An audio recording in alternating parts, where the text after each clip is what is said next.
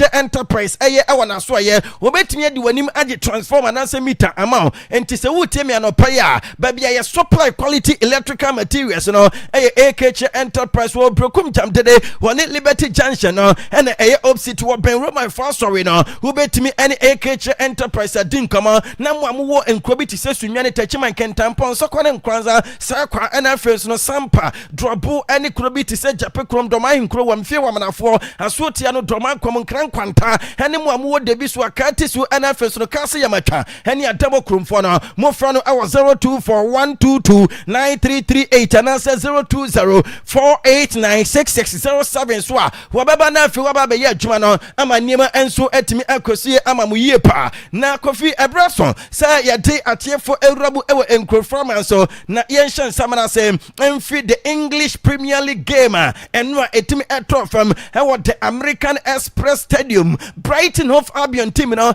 echi Chelsea Chelsea team no ekama akoma yensa Chelsea wamo entimi ante poor defending and deflected it. Fadi Kalioglu will claim the goal. Sanchez wrong-footed by the nick in front of it. Chelsea in desperate form have another desperate start. Ti anwa the cross so the American Express Community Stadium na the tennis say abrante for the ten back come here Sam anytime be obeshia Chelsea bobo kono wash Chelsea for say urama no the goal now wash na abua ama say top English goal scorers in the Premier League 2025-2026 yeah ka England for ma wo Asia kan e Premier League no this season wo asha more goals Danny Welbeck and Eddie Kine wanya 13 goals in the Premier League. Morgan Gibbs White Asha 12 goals. Ole Watkins and Dominic Calvert-Lewin and so Asha 11 goals. Na Kofi Diatia and Chelsea team no lose 5 consecutive games for the first time since 1993 and over 30 years in here. Afei and Chelsea and this poor record simple now. Womu about 5 matches in a row. Nani nyina womu alusu na de tie ane se Chelsea bobo kono asan alusu 5 league games in a row without scoring for the first time since 1912. Na ya said that time no na afibia Titanic ship no ekosenke enti wo cheki emfie dudu a Chelsea bobo kono enso adi omode abreki sa bad record na 114 years na Chelsea bobo kono enso above 5 consecutive Premier League games womu entimi anshe go ewo mu enti 114 years no de atia anesam record no estate abra Chelsea team no etna fie ema Newcastle ekosho mu 1-0 womu ko Hill Dickinson Stadium ema Everton ebo mu 3-0 afei womu etna Stamford Bridge ema Man City ebe show mu 3-0 afei Manchester United nano womu eba bo mu 1-0 ena nura womu ekwa American Express Stadium ema Brighton ebo mu 3-0 enti 3-0 ni yensa ena 1-0 no enso chasem mienu ewo mu a asefemie pa atake Chelsea team no 476 minutes without scoring a Premier League goal. A bad performance enti enwa ye pon game no ye will say Chelsea manager Liam Rossinia ejina away supporters nanim at the end of the game no poor matcho na chasem nobody nsem emuomo na nso kwafi away supporters wo mu ewura mu award American Express Stadium na ye bo game ne edu baby na Chelsea a consider 2 3 no and supporters ne start say wo mu ekwafi entiano a wo mu so koka apologize to Chelsea supporters no na nso enyo mu nyina ene wonya mu eda eno e was stadium no because ye pon game no na supporters no dodo na ekọ na Liam Rossinia edin kama and wo say no krepa ene say eno resource no enye tactical problem name desire and spirit courage e was a players ni edisia kan no eno wo hu sad na enough wo say we no o de ba Chelsea bobo kodoma ene Chelsea for no ebo abra enti wo kan okre actually players no Kofi say I am honest with the players. I say were honest to the players that when a unacceptable performance, or say you are playing for Chelsea, I am managing Chelsea, and if you can't handle that, you should not be here. And or say, so we a player, Emma Chelsea Bobo Kona, Bobo Emma Chelsea, and no Liam Rossini and so a coach Emma Chelsea Bobo Kono, and to no and a coach, and to Obeka at the Atrobo say players no enya ready, what we ready no, ubet me as a Saudi Yama Aquantanua there, Liam Rossini at the TB, Emma and his players no, was it the entire what can say, and it's Sir Adiwe who defend here enye enti or say that was an indefensible tonight. Not just a no performance no, we defend here enye because we're defending the players no, since we take it over, we're defending one more, then so we defend here enye. I feel numb. I'm so angry. I feel numb. And this is I always speak on what I see. That was unacceptable. The goals that we conceded are unacceptable again, and that's something that I have to hold my hands up to. So there's so much to unpick there. How do you pull that all back together for that Wembley semi-final at the weekend? Yeah, we're going to have to. We're going to have to look at the team. We're going to look at individuals. I'm going to look at a team of players that I can trust to do the basics of football. Shouldn't even be talking about the basics of football at this level, but that's what that's come to after that performance, and that's something that we have to address very quickly. I'm not here to make excuses. That was unacceptable from everyone involved, me at the head of it, and that needs to change.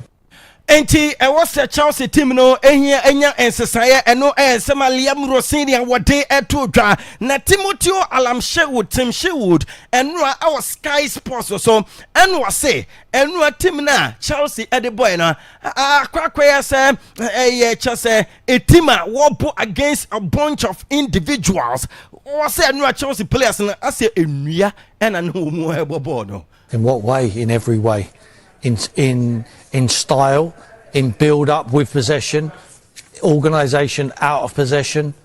It was a team playing against a bunch of individuals who had no spirit, no character. They stood at the end there. I just watched them at the end of the game going over to the Chelsea fans. Half of them have already left the stadium, and they left probably 20 minutes ago. This game was done and dusted after the second goal went in the second half. He played 5 at the back in the first half. It was embarrassing. The amount of room that Brighton had just popped it through him. Second half was a little bit better. The start of the second half, he went with 4 at the back. Should he have changed that sooner? Absolutely. He's got to recognise that sooner. That they never got... He was lucky at half-time that it was only 1. Ano ayen sema Tim Sherwood wade eto dwanti Chelsea team the players na noa wutimu se enyema enko yie na wose awasense saye eba ne mo papa ne dey ene Tommy Smith say the performance tonight it gets the manager sack wose enoa Chelsea performance ne nko akrapo ema empanfo no etimi agina so ade sack papa ne dey ene Liam Rossini na honest no mbe sack no egdad egbali mo enoa no mo e wo stadium no ma no mo ehwe game be na Kofi ya say Urama Chelsea within the board of directors no emuache ebe mo si wo mu ncha Liam Rossini akwan animanimu ya na fei wo mo emfa adwuma na ema interim manager for the rest of the matches aka o many because anweya na FA Cup no krapo no Leeds United akwakoyi mo in the semi-final na ya say a session enso echa say see so mo kase ana so mo yo madwen say mo sake papa ne den ene Liam Rossini hwan ena eba womunyanya prepared womunya ani obi eni enkomo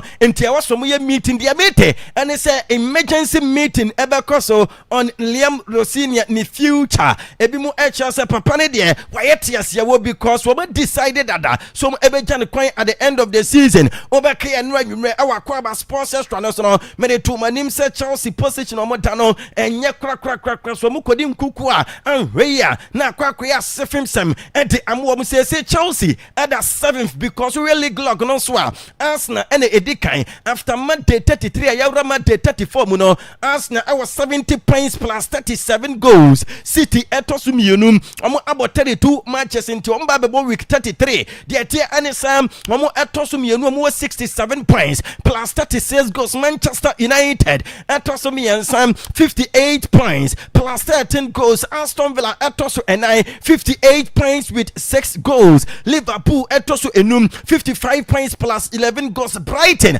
ababeli di Chelsea team no model Caesar womo ewo 50 points plus 9. Afe Chelsea etoso 7 from 48 plus 8 goals. Ewo odma enano pay yade ni nyina ema mo ewo Akwaaba 98.1. So ene 2 games ebe cross Leeds United kwa kwhye AFC Bournemouth na Afe Burnley team in our turf more womo ene Manchester City akwakobo. These 2 games across 7 p.m. na our turf more no and Madley and Ekwako Jinam Finfini and Center Rafi and when me confirm Edmund say ahead of this game in a pre-match conference so Emma Pep Guardiola ebe din komo mane can say dressing room no bibia I come because after say womo eche Arsenal ebo mu 2-1 no Sunday no womo players no adi time say any kwan say womo enso adi won concentration ekosa game no so atwamu womo adi nkunim di womo penomanya womo anya 3 points ntia wo so mo focus so the next 3 points and no in a game no nemum ose Ruben Diaz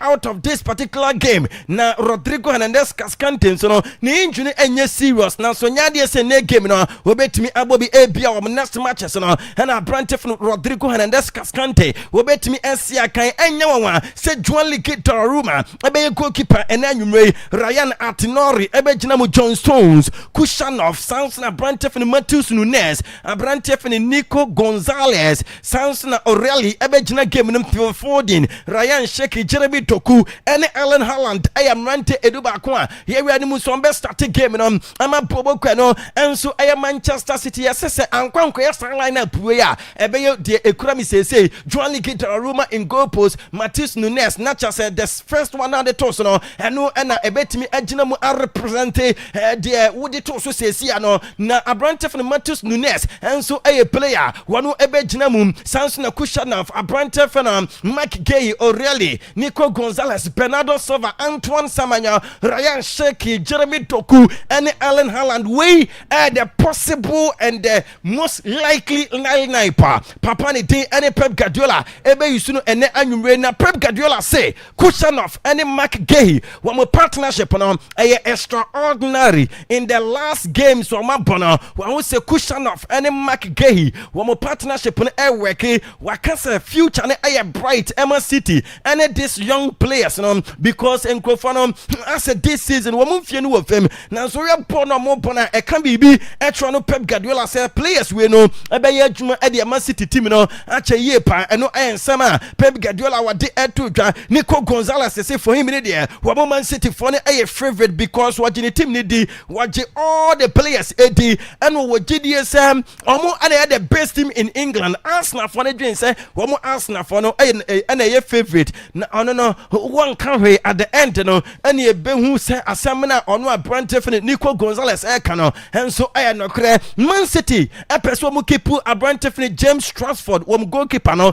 yes akoda no so I na dwen sam season ekwawe ya e was so nyam regular playing time into a person 20 different club reporter mate and it's a Brighton Bobo kono woman ya brepa woman a person mu kofa James Trafford and uko Germany dey be poker semi-final game ever cost Leverkusen e wo Bay Arena no any Bayern Munich team no ebo 6:45 Felix Zoya e ref ko gina mfimfini na mame fanto atiefo anim say Hurricane say uram Bundesliga no ma wash over 30 goals no one so na German dey be poker no wo lead goal king e wo hom about 4 games a share 6 goals e wo no ma utimi say Brant no enya fantastic season and no pay he didn't nyina emamo Ken Minje say woman agi Bundesliga na e was so sign agi another title into winning the Bundesliga for the second time now e niji emane but na ni beji abroso so benya German DB poker na aka ho no masnya agi Champions League na aka ho no betimi ayasade na e was woman pay and pobo kono senior omo fight here in the Bundesliga no e was other competitions like DB poker and Champions League no woman fight na yese Akwaaba ne say Champions League no Bayern for Agia Vincent Company no I am manager or coach I'm a Bayern Bobo kono ebenya extra 100 and answer 1 million euros e they are going to bottom as bonus one addition contract num na enwa ne fear e Manchester no papa no e de batom wonten say do the adoma to so don komi wa wo sika no brana beje safie no because watena mu 11 years e Manchester at the time no see akan Emma City nti o si sese de na busia no ani gye e Germany enti wode adom ato so wo a wo pɛ no obetimi abana fe wono Vincent Company enso aka na fe wagye efie no mu ama bɔkɔ na sese awo Germany no yɛsɛ performance abaya no ɛde na di ntino ama sese according to score 90 any poly market for no omo rankings o maye ɛwɔ Ballon d'Or no 2 German players and a favorite to win the war season and yema AC Econo wamo say Harry Kane and a LED or 29% chance of winning the Ballon d'Or Abrante for Michael Lise etosum yenu 14% wani Kylian Mbappe Lamine Yamal Eda forfa ono enso ewo 13 and Abrante for Osman Dembele enso eda FIFA our 7% ewo but Leonardo Bonucci say between Bayern Munich and Paris Saint-Germain ohun say Bayern a favorite to win that semi-final game no na for match so akwaje Champions League na sa game no ebe next week Tuesday brother di enemy ya and sa game no ebe Vitinha nya injury na so dia mate and say Andrew next week no na ne ho atono betimi ese akan ama wo mo PSG pobo kono uramu of France and PSG agina kono wo mo ene Nantes and airport the French League 1 week 26 game and so ne our party prince say na Clement Topping and aircraft coach them fifini handle sa game no don't forget say enwa German and uramu our France French Coupe de France semi-final no game etimi eto from Lens wo mo echi Toulouse ebo mo eka enaya Toulouse team no eti emu baako na enwa our stadium no na ye crazy Emma Lens wo mo supporters no after qualification to the French Coupe de France final no 28 years and womu atimi enya sa qualification into no supporters no etisi agopama no so.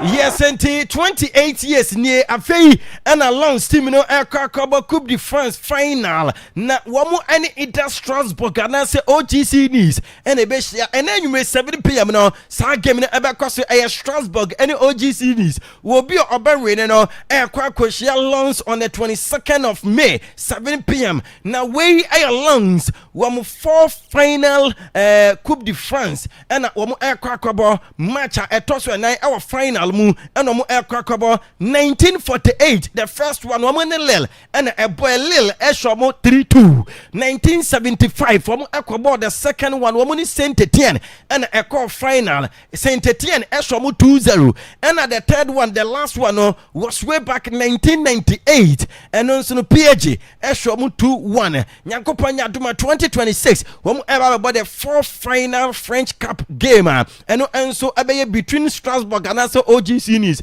former Lens a woman wom ebeji esu omana isu announce one of these teams needs any Strasbourg emubakon and ebenwene age on the 22nd and I bet me enso ahu team awodi enkunim but enra uko Spain Spanish La Liga no games across ema Bebel enwene 1-0 etia Osasuna Real Mallorca team no womo ane Valencia ebo 1-1 draw and a Girona ekoto twede kan ema Real Betis ebete saka na enwene 3-2 etia Girona team no nemom Real Madrid assign a bounce back onto the winning ways and was Santiago Bernabeu womo eshe Deportivo Alaves ekame no Deportivo Alaves for na eti emu baako Kylian Mbappe and enya first goal Emma Brante for Vinicius Junior and so about second goal eto so Mbappe energy player of the match award no nanso enam goal Brante for Vinicius Junior eshe nintino ama Brante this season wanya 31 goals contributions 18 goals 13 assists in all competitions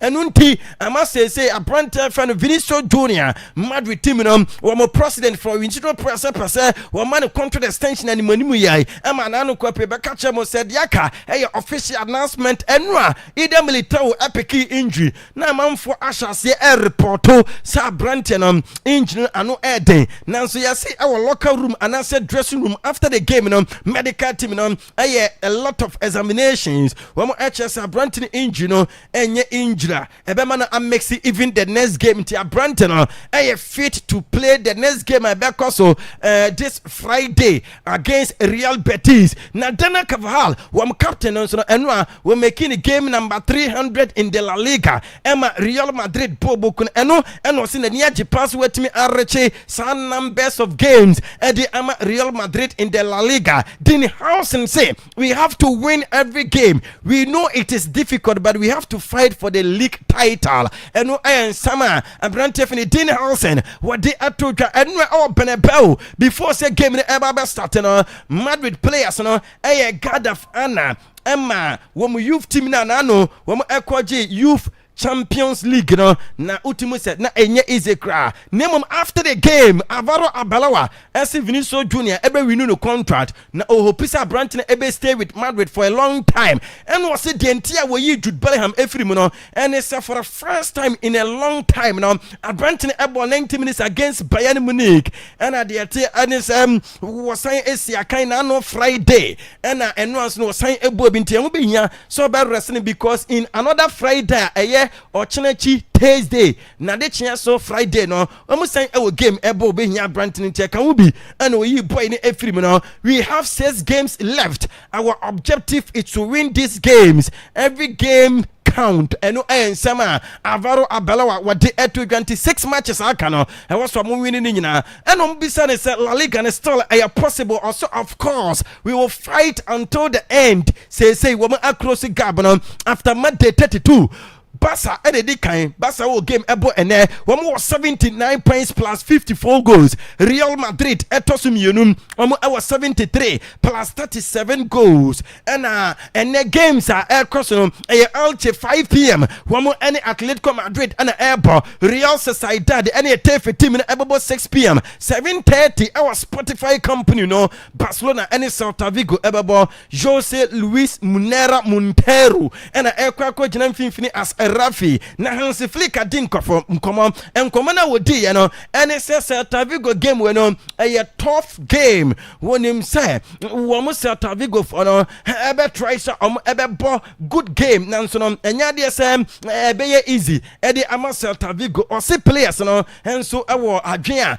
ewo so omode awie season no wo mo anim say this is the only competition wo ebe timi agenti wo ready mu say ene ne mrante ebe deliver e likely say one Garcia and a goalkeeper and Arahu Ekobotua Emane Nyomama because Paul Kubesia ba Gerard Martin and Ebebo 4 and 5 and answer center back na João Cancelo Agna left Frankie de Jong Pedro Gonzalez Marcus Rashford Danny Olmo Robert Lewandowski and the wonder kid Lamine Yamal Rante Eduba Kwa Yeriad Muswambe start game no Emma Barcelona Hansi Flick say Champions League na ye yomu afrim no eye ne ye pantini focus nyina league no I was from finish this season with strength and great mentality by winning the La Liga. It was some huge margin at the more and Madrid for a close to Amana Kwako Cassisi dear Nansu on it dear a percent team and so 8 focus so now for finish this season year was in the dream and it's for better Champions League and La Liga and the Ama Real Madrid into La Liga and where they can was now fighters so better this season a fitness season econo compete in the Champions League.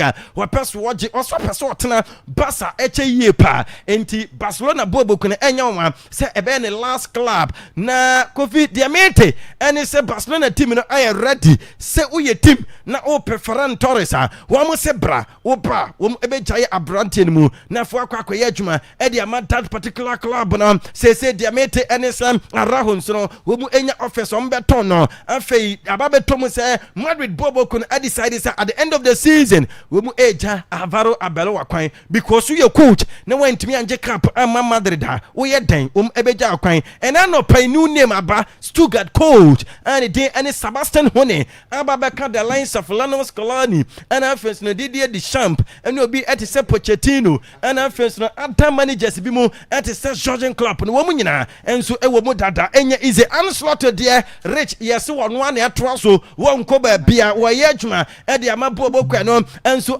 Liverpool na de atie ne sa Arsenal so no wo mo se Mikel Arteta etimi agi Champions League na se Premier League na wo be ma no contract extension emu wantimi anje a wo mo ebeja ne kwan wo mo ja de kwan a anopa dia mete ene se Xabi Alonso opanyimpa wo mo ahase ene edi nkama Manchester United team no ene Julian Nagelsmann, Thomas Tuchel, Carlo Ancelotti ene Pochettino kasana no a ene United wo mo former midfielder Paul Pogba ebedi nkomo se ene Man City team na wo hono no se Bruno Fernandes Roma season enkwa wie no o ka Ballon d'Or top 3 na o dia Brantef no Bruno ebeba mu na enu anso no obeke ya e wa Akwaaba Sports Restaurant so no ya de tumanim se anasefo consider se Brantef ni Cristiano Ronaldo ne ba koda ketwa ne din ene Ronaldo Junior no wo mu ebema na adwane the senior team June and obetani into 16 years enti Ronaldo ene ne ba no ebetimi asia kan abomu ansana obe retire wa retire kofie nkwa nsam na awo Italy because enu a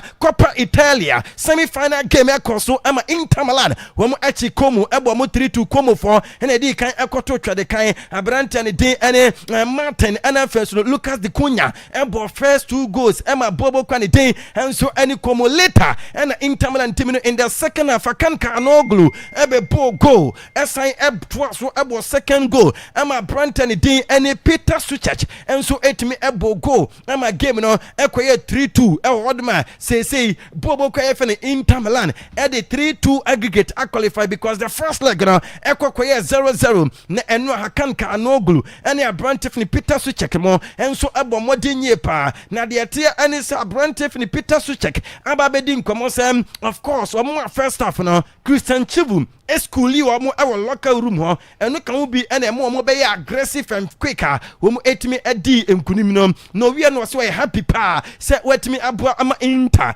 etimi reach final because 3 goals ni nyina no ye involve onya 2 assists and we the winning goal na ase time ye show mu 2 no na timu se niema enkoyie na so we adwuma mo ye na wo mo deserve say in the second half no wo mo etane score line. I want to win when I came to Italy and it would be wonderful to win my first title in my first year. I hope we continue this way and win both the Scudetto and Coppa Italia. And no aye Peter Suchek and at this San Seven to Hakan Kanoglu and a J Man of the Match award wo 90 minutes and ya 2 goals and ya 1 assist. The attendance and the passing accuracy no when ya passes no 90 out of 101 89% will create 1 chance and at the attendance and it's recovery when ya says Abrante say we want to win these 2 trophies. We are happy to be in the Coppa Italia final, but we have several important league matches coming up. We want to wrap things up as quickly as possible into ononso chas on pese wo mo agi Coppa Italia and nanso wo mo matches e wo manim e wo league ni Marcus run so edin come say it is a fantastic feeling, fantastic match, winning 2 possible trophies of the season. We had a great and wonderful season with the fans and the Abrante such as so I'm 2 titles na any ebeji ye pa Christian Chivu ebo amabaso but Kofi de atiene se ene Atlanta and Lazio emu ba ko obedi nkunimi no kwa kosia Inter and on the 13th of May Kofi yem fancy medase pa mosom for Mr. Bona na otene nka Simon on Instagram wo de si hu se atena se ye kono ho na man on Instagram ne kire mu no otimi e de ama wo wipe ocean eba after ocean no that can eba to so as Akwaaba Radio 98.1. We say good morning. Good morning, Kofi Tago. Bibia boko de. Kofi bibia ye kama kakra na de yakọ South Africa no na bi mo achira. Video no because na 3Ds. Na because bia nipa kona ko agowie bibi. Dabi. Sanya. Yes, onko do krum. Kofi Tago yes ko krum. Confex so my. Na my no say ya de oniman so wudwane wo be confront mo politicians no mote ho na ye ka wa ban ba power o man ni nya wo se ye ni nyina so pevese adwane yakọ what I say osole anopa me chia party chairman me chia ene ne executive mo bo adwuma wo so komodo wo wie school ye mfa wo adwuma I say Pope Saka the same thing. I say Africa. O back na nu ya be fa 4 countries so Angola ne ade no. What's Africa for no monti no mukru no omonye make sure say. Ebe. Dabi omo say omo pay omo political parties ne say Ghana instead of Ghana first no. Dabi omo party first. What I say any year dey bi omo ti new party ati ba ku bi ba babies. Nti year bi na omo bo base ya. Omo because a typical Ghanaian enye nwanwa say we university show tertiary level na Kofi Tago what done fanfula by profession. Yeah. Just say, oh yeah, chairman, and son on Sakowano. Just oh yeah, senior my boss, and son ya chosika. Because Nipanoya and boss way chain is kenning. Oh, bossu and Timmy management, Yakokase, bossu. Upa say Obama Juma, then I won't find a Juma. Or no one can about fight yet as a boss with the way and Casa. Oh, would you chida? In a way, South Africa for the Sabi or Massa and Faquem will be trying to chrome with the wouldn't mean fear to do a Nimon to have a dua. Nimon wouldn't score Master Sako. Will be trying to chrome, for example, favors of MTOs on your moving. Moon will be trying to put Disappear and Quassambat. In a way no Ghana force who are disuniani nyansa asem yesi e fafiri because yeah dey di kan ni omo dey ayem wan na ye bromo wa ye wadwuma wie no Akwaaba kwe bo no dan ho no oni me katu o ya ko doje na be che ne nchen wa urade ase na ba ko so na oni so kra ba ase di nse se omo di team na na mo te say anopo omo sole ye ko bi kra ma. And this is not the first time we know the story. Yes. What does it? Yeah, in Korea, I'm from Nigeria. Ghana must go. 1983, Saturday 83 comments. JJ di coup to a couture champion. Ghana must go time. Kofi Ghana for Beka Guinea. Benin, Togo. And the moye munko baby ani apam mo hu se mo betra na ye ni ye yo ye kan man kan bo we no so na ye sports na sem no do so o be sa fracture on party chairman si aso na come de no any executive be bo adwuma kwa ye go wo mi aso that's so okay Kofi en just say mo nyina ba nti o say xenophobia ni nyina ba nti no problem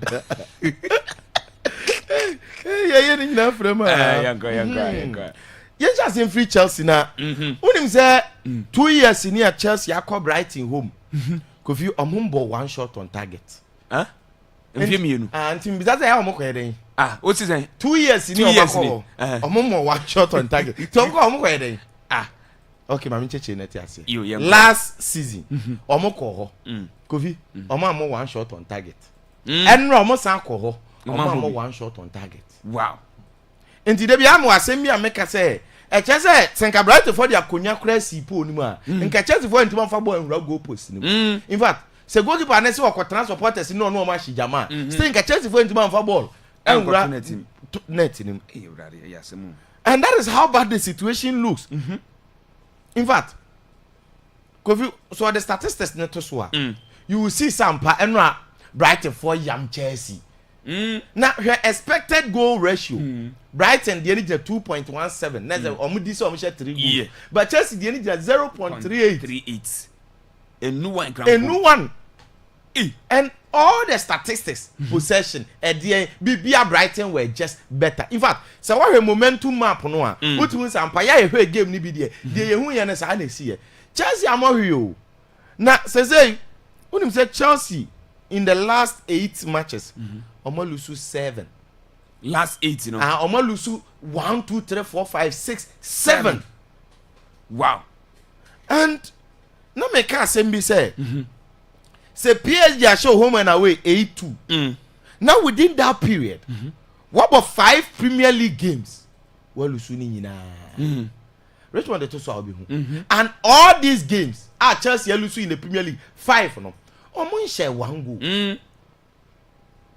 And Neman first started the Chelsea to Titanic. Say 1912. The unsinkable 2. Titanic a boy you say iceberg blog say iceberg you say no.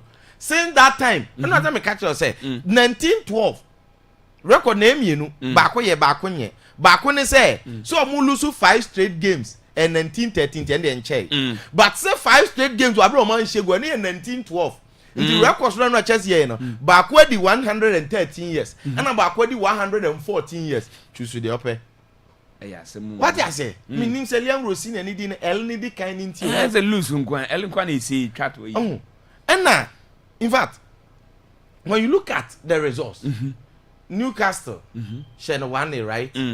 Other teams, you know, in the last 4 games at Chelsea, and say, Man, you nasa.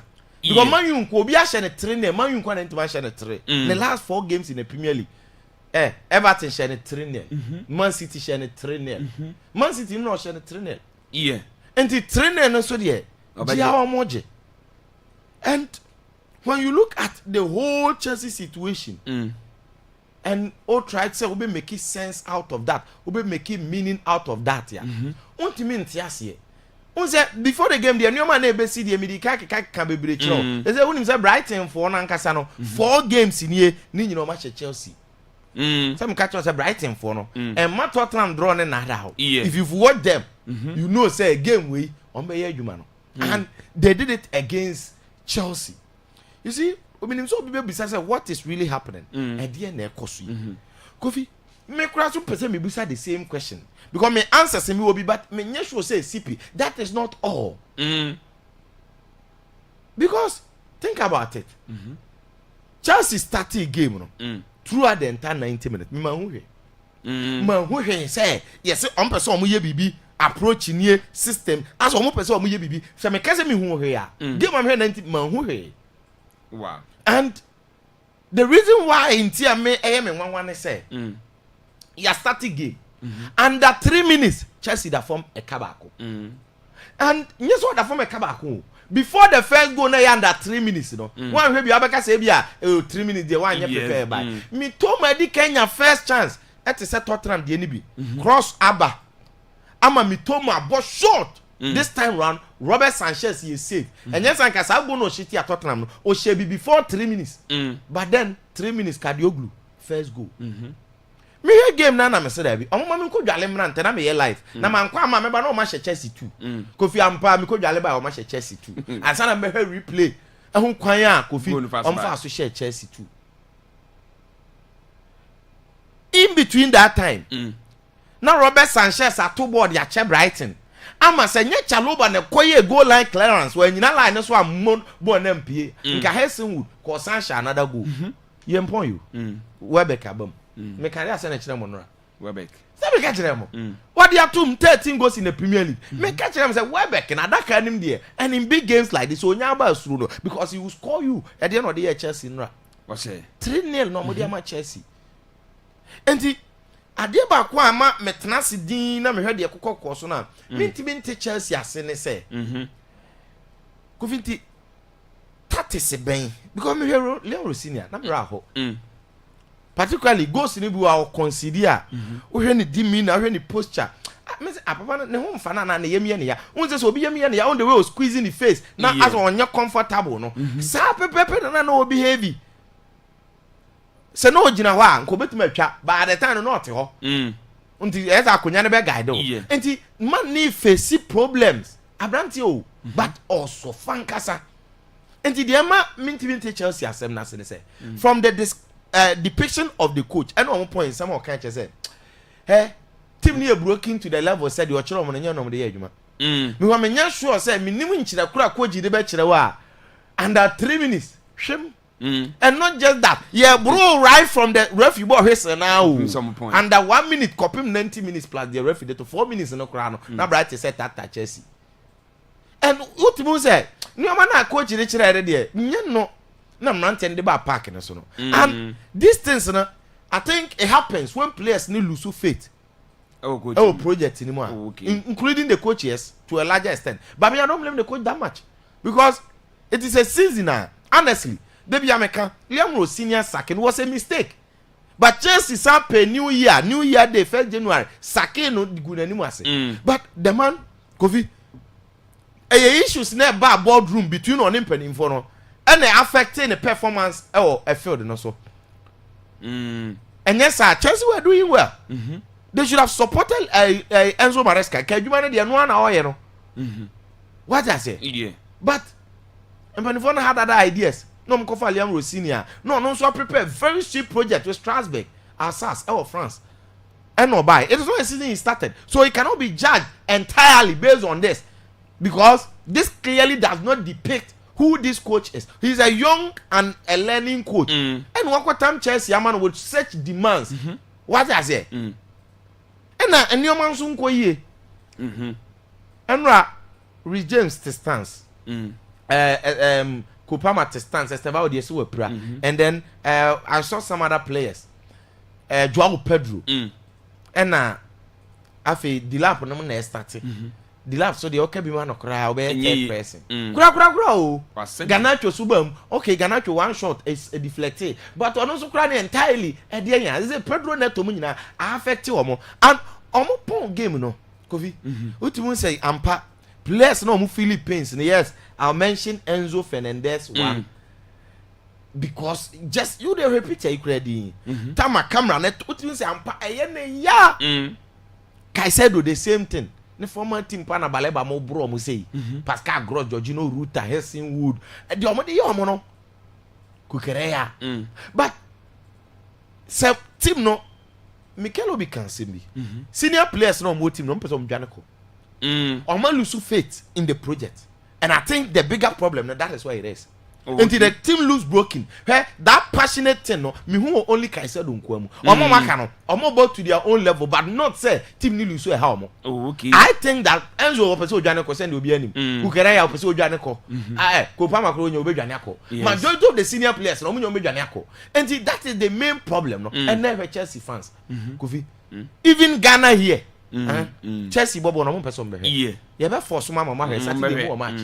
Least this season about Chelsea 3-1 back home and omo bebo 2-2 e was Stamford Bridge it's omo FA Cup that question omo nya answer semi final omo answer nti mo he because stadium ho kra no ye monru ba bia fans ndi ka to nwom no first half did keep coach na time no mo sole ko nti bebere kra hu se e be sure omo 3 of Chelsea asem na de ya rehosem e say tia omo tiba from 6 to 7 and we are conference league kura no and who be heading and the other teams in about potentially o meet about 8 and 9 said the chiri mu no and it is not getting easier because omo Manchester so aka o mani mu e pa o Tottenham there no a relegation battle team okay omo Sunderland omo other teams I think Newcastle was the teams I can say be wo and the Chelsea will better start make sure say on be your papa bi e wo ho na bo amo okay and the Premier League no pesa make one match on 1-7 of course minim so obi any match who say Man City church Arsenal no ade ba ko a no obi e ka ho asem ne say now Pep Guardiola the title in sight and so boy against Burnley no sha obeba be lead the Arsenal. In fact, Arsenal leading the Premier League table since match day 7. Sahabe see okay. And Man City might come on top with a win today. Now, so I'm share even 1-0 crowd they are on top automatically. Okay. Go defense near pay. But goals for Man City are 65 already. If you have a count or more near. Okay. Now, it is against Burnley. And yes, and the news and they say Abrante and the Rodri are out of this game. Ruben Diaz or you're out. But when you look at this game, I think it's more or less about how our Man City be approaching game, you know? Because someone who kwaya there in the Arsenal mood, say, oh, Burnley, now Burnley the best show more, who wait more. Yes, statistically, Burnley form in this row or form power. On the last 4 games, they've lost all. Okay. Nano Cradier, Nottingham Forest born a 4-1. Maybe Mitier Scott Parker, coach, you know. In the 15 minutes interview on a Lancashire radio and a Burnley TV for Lancashire about this game. And you will say they are broken among recover psychologically and everything. Now Burnley nyam pass a ball to Real Madrid. No team ni huru omo because omore Makajo say omo 20 points. It is only a matter of time omberry. So now they've not recovered. So omo ye very very down. But in approaching games like this, I say who the importance of it because Skopaka say ne supporters the entire team was saying say yes when him so but against elite of the elite in terms of coach, in terms of team, this is Man City. On team can say they are going to do anything via any game, no? But the opposite team ni want say at the end of the day so me lusukura omo give you omo all fans performance are fans ni bo say sika na omo dey to take it buy you know Kofi e worth it because omo lusukura omo yi omo ye mabo and when a team coach dey demand this omo give you omo all I just say if you underrate them you might be punished. What does it? And yes, Tottenham and Man U at the time Man U nyade on board draw Tottenham so on board draw. But all the other games, you know, I'm to win. In fact, the last time winning game Kramenkai, in fact, draw Krano Montaigne, a defeat Yano Munya. So it's a game that is in line. Now, the only thing yes, was all Man City near Mama Hotoswo and they say City are very experienced. And they know how to approach games like this in the final moments of the season. Or more quality, any BBA code, tactics, philosophy, regardless of two players. You know, because even Ruben Diaz and a cushion of Nane Bebo, any Magehi, and Ruben Diaz in the absence and carry. Now Nico Gonzalez in a game to say Burnley replacing Rodri, you know, there will be no effect because he will play good, right? Okay, on a Bernardo Silva and a Bobo Mfini, O'Reilly, Doku, Semenyo, Haaland, Nyewe one able, checky, good. And in terms of quality, ni BBA there, Omuwo. Now the mentality, right after the Arsenal game, and Haaland now run at Tadi on Busa and say, "It's a Marine we games in our cano, no so there be matches in a room. They need to stay humble. Next, so munyabo tre, no more team be no more kwamba fast on bedday, so that is exactly what this game demands. Yes, what Canada no, boy against my former player. And Oyado marry, but over any day. And the Kawa cancel need to Kuano, a bear shibunkum so. And in fact, this is a game that most Arsenal fans and I fly a beer Bentley Asherman City 2-1. What will be? Separate to media and super. No more match in you. No more this high flyer say Bentley Asherman City. A beer Marco Bissana, Macatron. Now, I don't know when is that flyer. Alaji Grusa and Kotoka same Kotoka and Tivan Shahas. Kivese Koba Alaji. Kotoka first one has match in Omeji League age now. So I said, I want the boy and it's saying, men I'm in question. What Tivan It would what Tivan what go flyer movie. But in all honesty, I think that I don't answer for a train, but I don't think it will happen. The way I'm sure the mood will Burnley camp players and then Burnley form. Any the way they are losing matches. Sometimes they play good, particularly first 15 minutes. But the way I'm moving a game, no coffee and yakra. So with that, you know, I think Man City are going to win. Definitely they will be on top now. Now the race there is on because still we are in for a lot of dynamics. In as much as Mama me ready to say, I don't think Arsenal can handle the pressure and anything. In the end, they will give up losing the league to Man City. You know, I still think say we have some games to approach. Maybe a turning point back. What and say, so Man City bomb match where we are. Arsenal be 2 games. And the Arsenal to me we need 2 no. On Becky City move 6 points. But City be win 2 games as on also before and then we catch up right. Now what that will mean they say in as much say advantage for Arsenal so we need 2 now 6 points be more with some few games to go one managing here e betima you know. So Arsenal hwan back draw. Itiate. What I say? Let's say Barca City. Everyone say Arsenal. Monster theater. So I'm renew on 2. They might not be leading by goals. Every points. It's tricky fixtures and the opponents in the room. Say yes, my catcher said. In as much as I'm for compare opponent, I don't look at the opponents. I look at the mentality of the teams. How much about those opponents? If your mentality is not good, you might be playing easy fixtures. You end up losing. Remember? Yeah. Arsenal one more Wolverhampton. No division. No. One more Nottingham Forest. One more draw. Yeah. One Tiffy. When you draw against Bournemouth. Oh, it's about the mentality. How do we approach those games? Because Arsenal our traditional fixture be on West Ham. 3 seasons on Munji League be at West Ham here and one more. Since was our West Ham Sheffield derby. After the West Ham area. Oh, and a mentality now. The other teams, you know, at the back approach fixtures, you know. Yes, we will delve deeper, but when they enter home, you go Spain. And Real Madrid ball Bernabeu Stadium. Now, in fact, I dare back one person Madrid for no players and particularly and the entire team never free match in Empire the way they felt during the game. Because no match and no boy you're more than in a match that they feel say Kofi season is over because I said that after the defeat against Bayern. And I'm saying Madrid season now very so now they know say they are playing for nothing.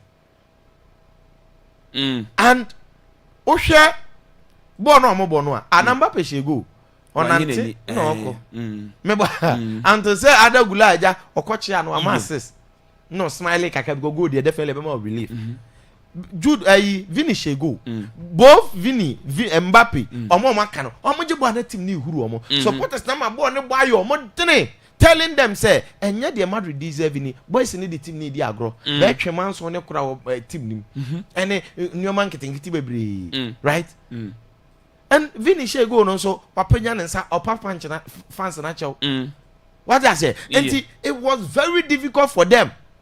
And that is the situation that they are in now. So now if they don't want this, so we run next season we in kai omo na en go through omo mind. Say the omo games here. I'm serious. I'm serious. Because Enra before the game and I'm Madrid for ni invite La Fabrica nkra no Daniel Yanez no nkra no be share Man City no Pitachi nuamofo no and omo be mo aba so after say na omo je the under 19 Champions League no UEFA Youth Champions League no every Club Brugge nsem and fans na applaud. It was the only time na fans no both Real Madrid team A Ngovon say Alaves omo nyina ye guard of honor amankra na be fam.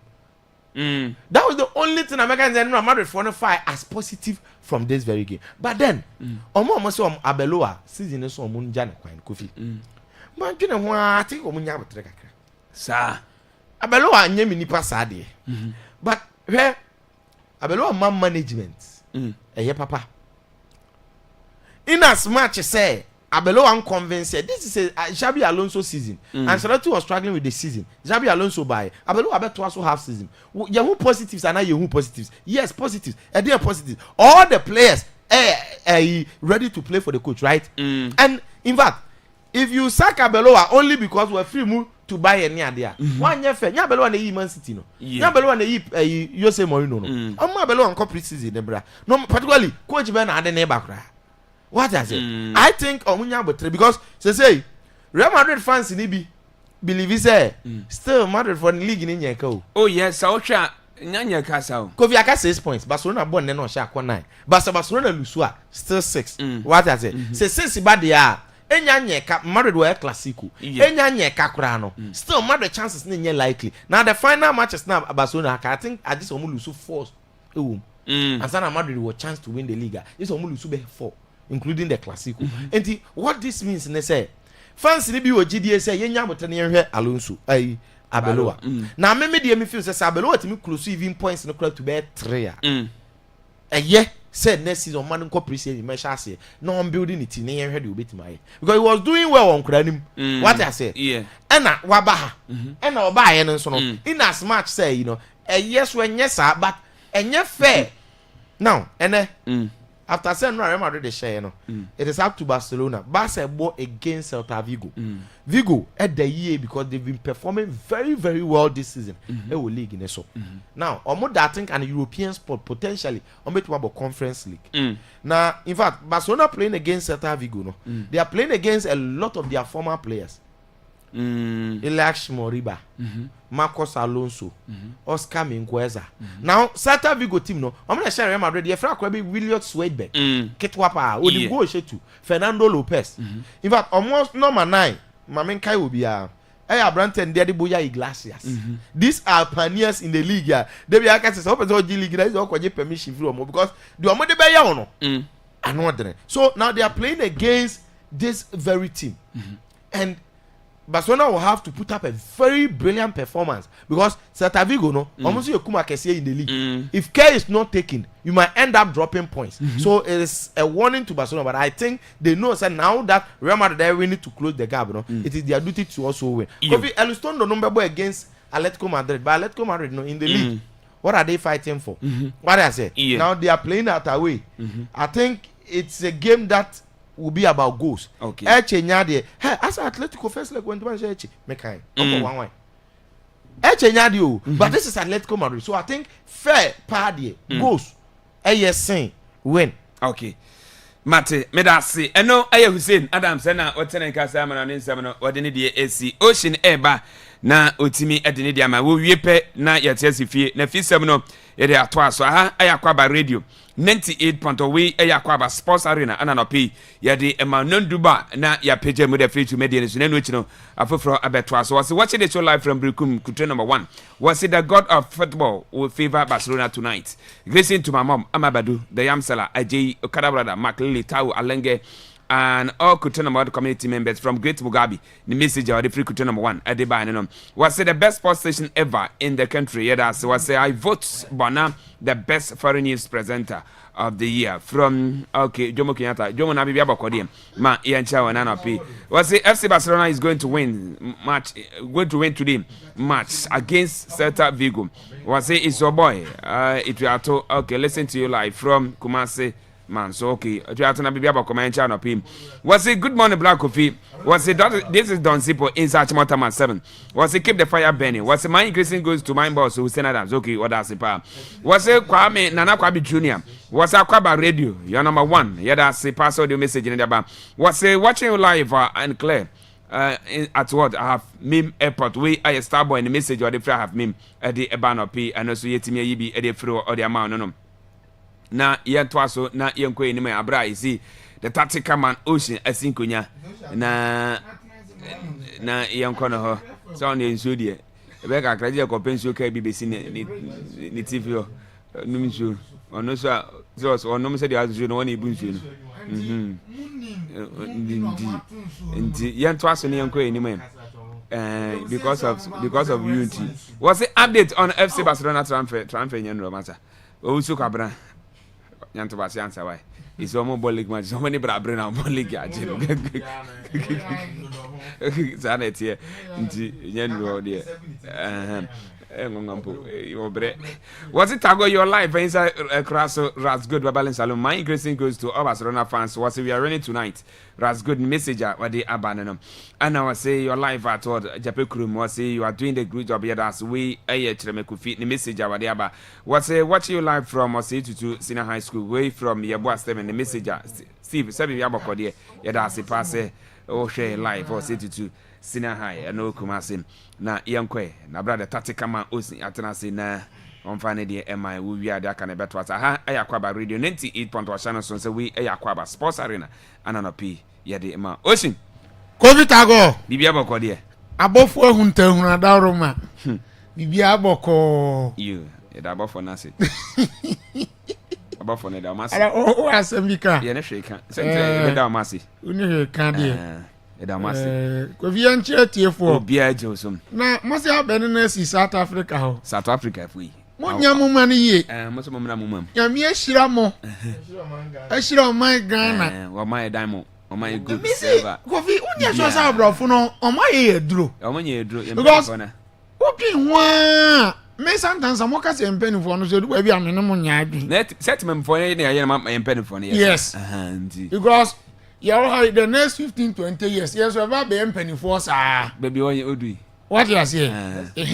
You have been penny for to send a year or one would be anymore. You want to say, I'm the leaders now. So it starts now. Stage be a word through no. I saw the 2-3 said, or that you will have a penny. Yeah, over the domain. Sanity, NTNA. Say, Mammy, put your leaders on their toes. Now, yes, see, or Jimmy account, Cement Jas and then as a phone. I said, buy it to for now. I say, what I am fan of crying your woman was actually be needs Ghana, any Libya. Say, oh, her crew assistant could be free this quarter this one. Be on to question is so mobile bomb for Dan as if also may call me Quacker plus like make a message. Still over Quacker, Ghana and Iraq. Ghana and Iraq, the whole you say one or two oil. I remember right after Kwame Nkrumah, Puntu Newman and Yomana. Oh, yeah. Any at the time. Tetekwashiko Kuno, and Ghana exported as the largest country. We now to Brazil, near other countries exporting cocoa. That time no. Unim say na other countries no. Ebia neba Ghana. To say, omo ko Libya, omo ko abrochire no. Enti na ye bogus. Enti binom ba ye country nim kwasom.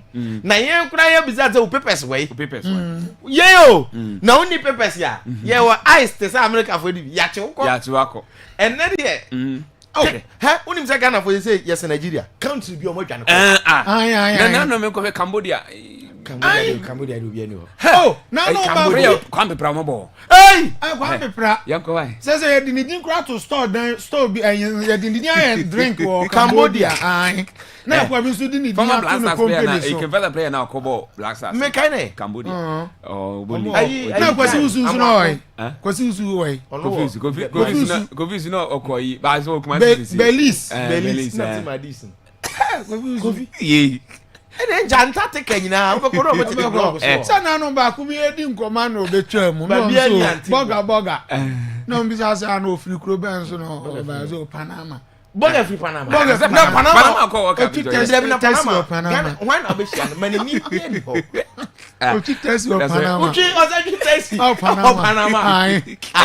I don't so me through Akwaaba kone bakubi ye ko no mo ko a ozo wo Vietnam office o ye boga ese o kira de o Vietnam ono akwantu we no akwantu o akwantu na o American so ho he ehone amonone na wo UK so a eho se amonone sa your brother say na ba na wo Italy so a wo yen sa djuma bi when sa djuma bi na me say na okay djuma no ye na ho say na akasa be na me ko kan akasa be because mo akuku drop out o mo ntika na be zen mo say Cambodia e wo map so mo yi ho yanko obi kwa me ya o zen mo mble mo come on ya community obi timi wura asase mu ko be 2 kilometers awasase ase send go down ko fa ba but mo go so mo friend mo ncha party chairman yanko party executive yanko Fino I love Fini go yanko say the mo edi zi coffee ye and Brighton dismantled, humiliated, and embarrassed Chelsea. Headlines that team be man. Brighton humiliated, dismantled, and embarrassed Chelsea. Okay. Our American Express Community Stadium. Now, our picture are rich at the 2 screens is here. Because we picture way perfectly sum up the confusing state at Chelsea Bobo Konu womb. Because our picture we are young Rosinia didn't start to no pum. I was in it until Rosinia. Until Rose. Because it seems a Jumano all bet one realize how difficult an Jumanity. Name of no room, no ones are the and son a day. So dinner outside that a dance and say, are you only easier than so inside? And to me, I sure no, not that got one. That was what was running through the head. Now, Coffee. The Edikan, remember Chelsea team, no, so now my be a surgical operation kakra. No more the Edikan, no. My more Fabian Huzela. Any Brighton boys in Abaso. Was go for money a couple of results to be at a very crucial moment. Yeah, baby, we season no. I'm gather momentum. In fact, their last 5 games, Kofi Oman winning 4 and Oma draw back. Coach Fabian Hosel and Kofi Germany are a very young coach. But then all coaches are Musia in the game or Musa Mufio former. He's one of them. Okay. Ni player James Mena Chenny Penny. Or Chenny Penny. Now Kofi about England no. One thing a trump card the power say Osha English coaches no to me or Muhajuma. In fact, go in the last 10 matches against English coaches on Lusubi. 10. If I about England, English coach the answer no. Wow. In Tenra, sa record no a very supreme no betima taking confidence from it. Particularly coming up against under fire Leon Rossinier. Oh, okay. Now Castro. Now go for Obia. About England, about that record in Libya, occurred the longest unbeaten run against English coaches. Former World Cup winner Luis Felipe Scolari, time of coach Chelsea, some time no. About no so team English coaches in the power. Now go for it. So back and analysis what I say on this game no. Me catch it out say Brighton before I know again almost 45 goals say nay almost 48 goals. No I say all goals almost any in Kofi. 60 to 65% ever in the opening 15 minutes. And and it's all your coach now your proper pre-game analysis also the two team now catch the boys and mama tell say team we are no ko no within 15 minutes on bet me a show on ta first go start taking early lead I say you call Africa na say coach of Africa North African so continue within 15 minutes yes on evidence we bet you o ma bu na 15 minutes mo nya but trainer say dia mo nya chance no mo dey team dia fashion team so ulusu and I me the pass wa kire me in simple terms na be am mo tie bet ya say and your friend pre-game analysis so we go game ni mu a we analyze the opponent no ahwe the obetimi aye possibilities na ho dey ni weakness and your friend pre-game analysis now another observation of Kofi me say Chelsea team no as much as say in terms of performance wise no more than form no one problem for them is say omo concede a lot of goals from set pieces from set piece situations. Okay. Yes, Kofi Unis omo and joint with Liverpool omo concede most goals from set pieces in the Premier League. 12. Yes, Chelsea and Liverpool 12 goals and omo concede from set pieces. And Tianyangwa say under minute 3. Corner na Brighton nyaye am peja too much Chelsea intimate defender Fede Kadioglu the Turkish international e put Brighton for no A in front. Now Ene Kofi can we say sir a unwise decision for Chelsea to replace Enzo Maresca with Liam Rossini. Already I called the anye. Mami kase mintro Kofi. Odin say and Enzo Maresca. Olusu 5 games in 19 matches in the Premier League. 5 games in 19 matches. Okay. And they shockingly Liam Rossini Olusu 6 games in 13 Premier League matches. When you know baby Onu baby we cry about fewer games no. Look at the number of games we lose. So which means the appointment in Chelsea here is second Enzo Maresca bringing Liam Rossini to replace him now. Confident to say everywhere we are there but was be there. Yes. It doesn't make sporting sense. And then Kofi in the Premier League. Who can coach back pressure one or so pan Liam Rossini? If you say Chelsea, so all your recent results are Kofi, it doesn't look good at all for the coach. As I say, Chelsea board don't play much and you say man to us on uncle. If you say Kofi, so what 8 matches in the last 8 matches, no winning one, and the crown back no winning here against lower tier side Port Vale in the FA Cup. And I winning here. In the Champions League, in the league, ultimate winning match. PSG show home and away Newcastle Everton a show Manu a show and now Brighton Edemi and Sanka home. And then Kofi in the last 8 games now. Why no? We're conceding 19 goals. Wow. In fact, in the Premier League alone, the last 5 games on young winning match. So it brings me to Chelsea. I was setting a lot of unwanted records. Records are Chelsea find the OT and Biano or Tia Engen and Sumde. What say Kofi? Chelsea lose 5 million games in a row without scoring. The last time I saw the NBC, they took back to 1912, 114 years. So I know we say any chile Kofi say, no, and yeah, Titanic ship. 15th April 1912. Yeah, Titanic ship. Titanic ship, and I go for every Southampton, Echo, New York. I call him iceberg beer. Ice block bill deep sea deep ocean ship no ya de nsuo ko wura meku ni parties estimate say ni over 1,500 anywhere. Now Kofi another unwanted record be nso no say Chelsea lose 5 consecutive Premier League games since 1993 in the Premier League era. So we are talking about 33 years ago and Chelsea called 5 Premier League games in a row. Now, and win a match. Okay. Then in the Premier League era, Chelsea acquired 5 games without scoring for the first time in the Premier League era. Now, and run near my notice here and it will gain money say Kofi Ampa overcast Chelsea attack and end yet. Because what 5 games well losing in and I want to me share 1 goal. Want me share 1 goal over 400 minutes just to me share 1 goal. So which means Chelsea attacking a very, very important, attacking effective. Over 400 minutes. Over 400 minutes.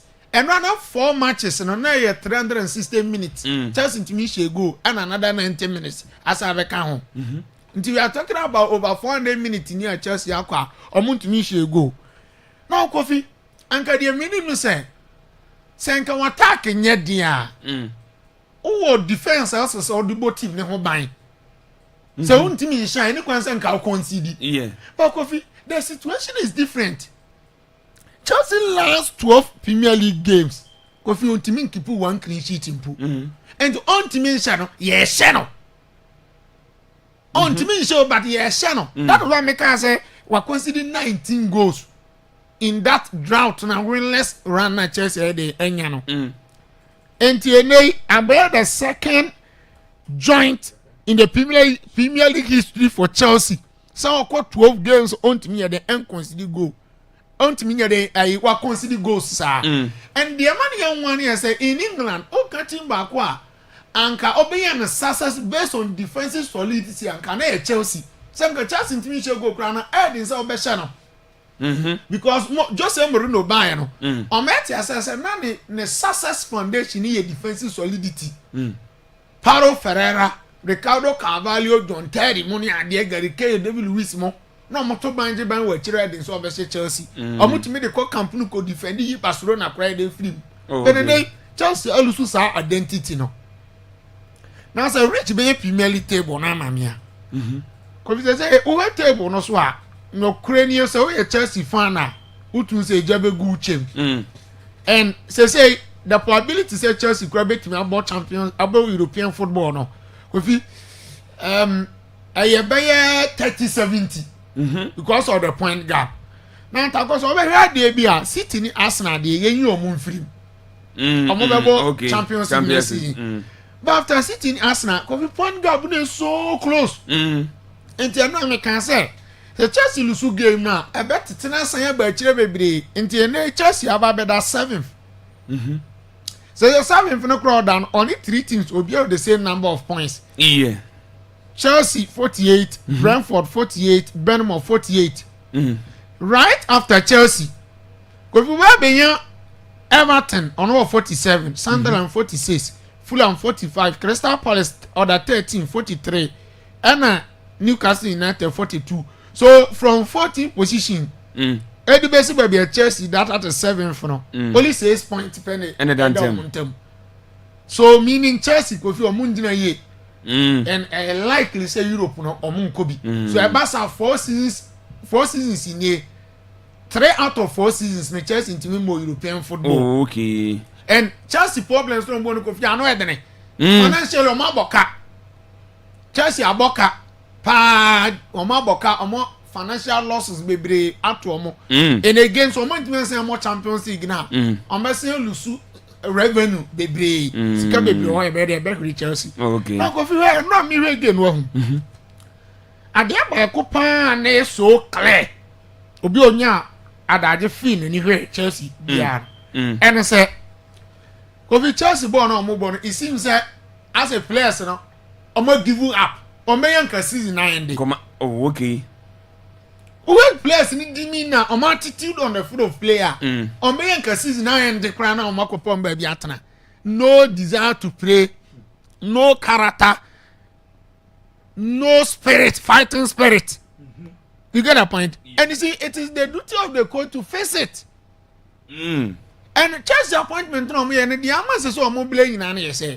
Obaka so am you character but the difference between Chelsea and Man is a man you know are more mature and experienced players. Okay. Yes. You see, Chelsea so bad no Chelsea the coach or no so ni madwuma kra only good. And your coach is work with a short term face for. O de na ba within 6 months we betuma be bia ma no okọ every other man long term on me. And then at that moment, you know, the Chelsea for pay coach or nim short term.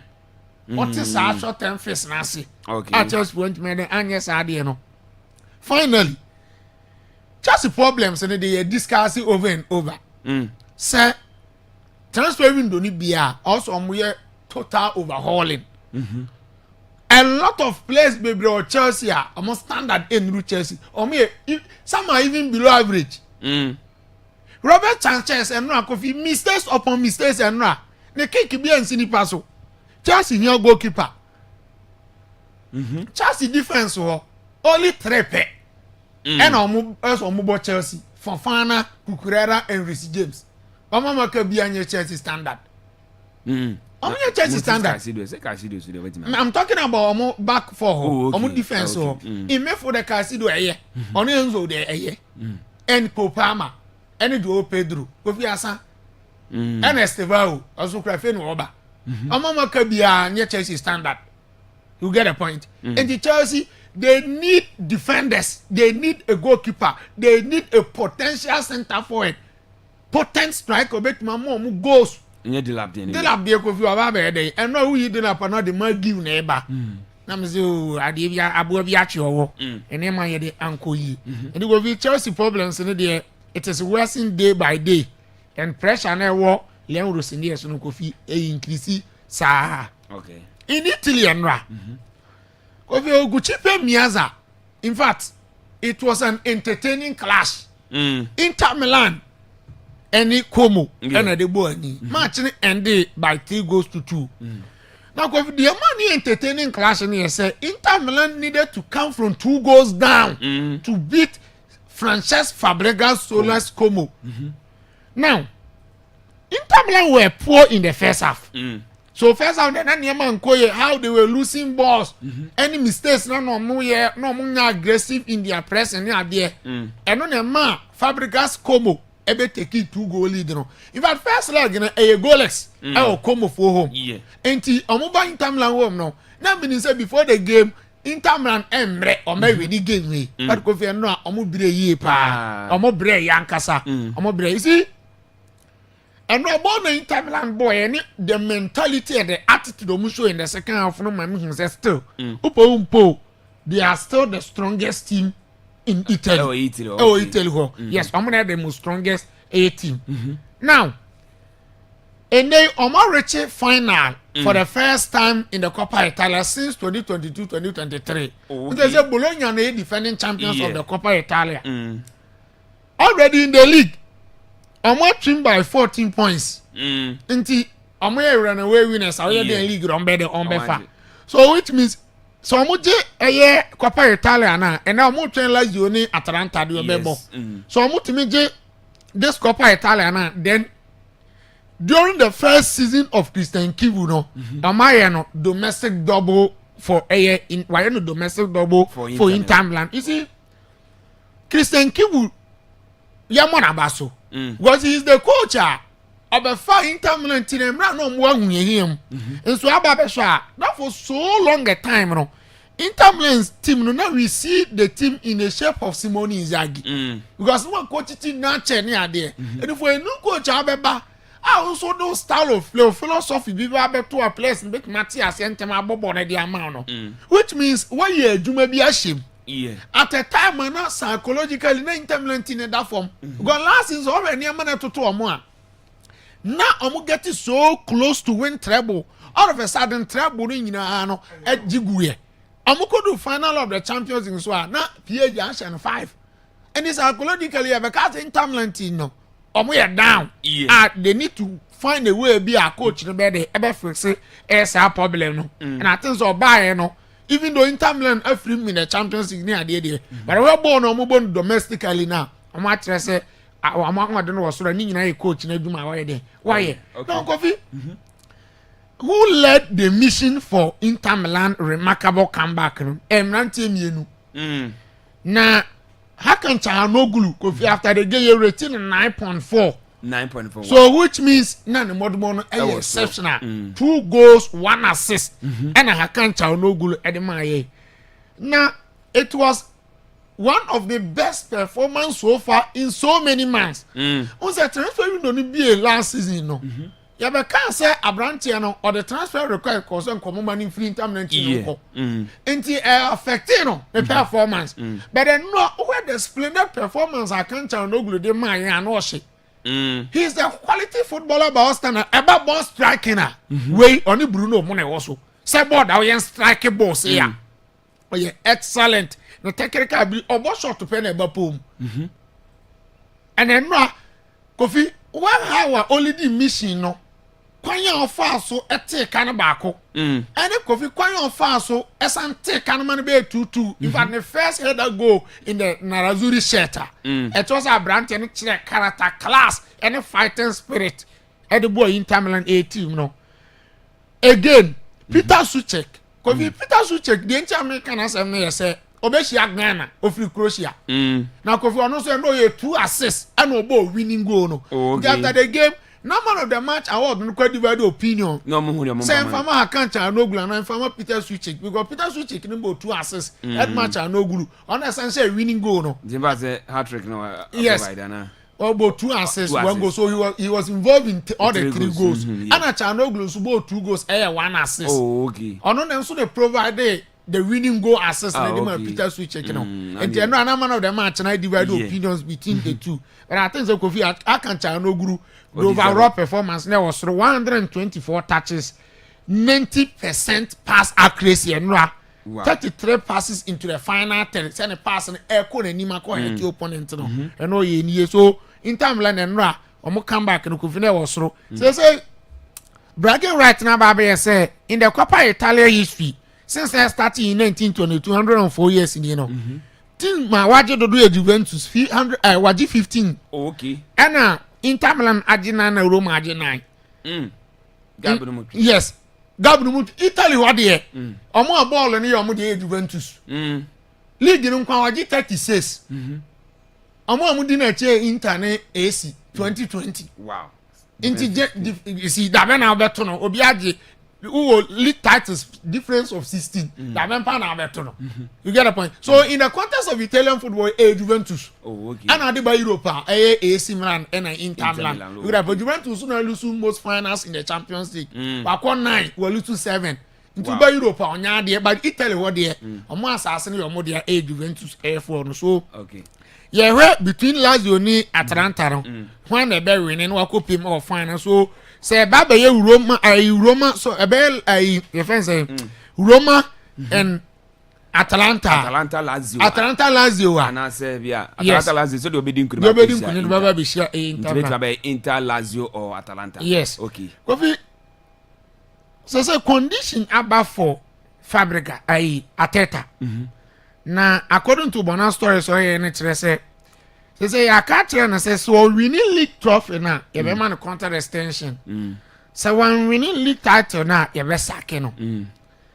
I feel say this conversation at the right time.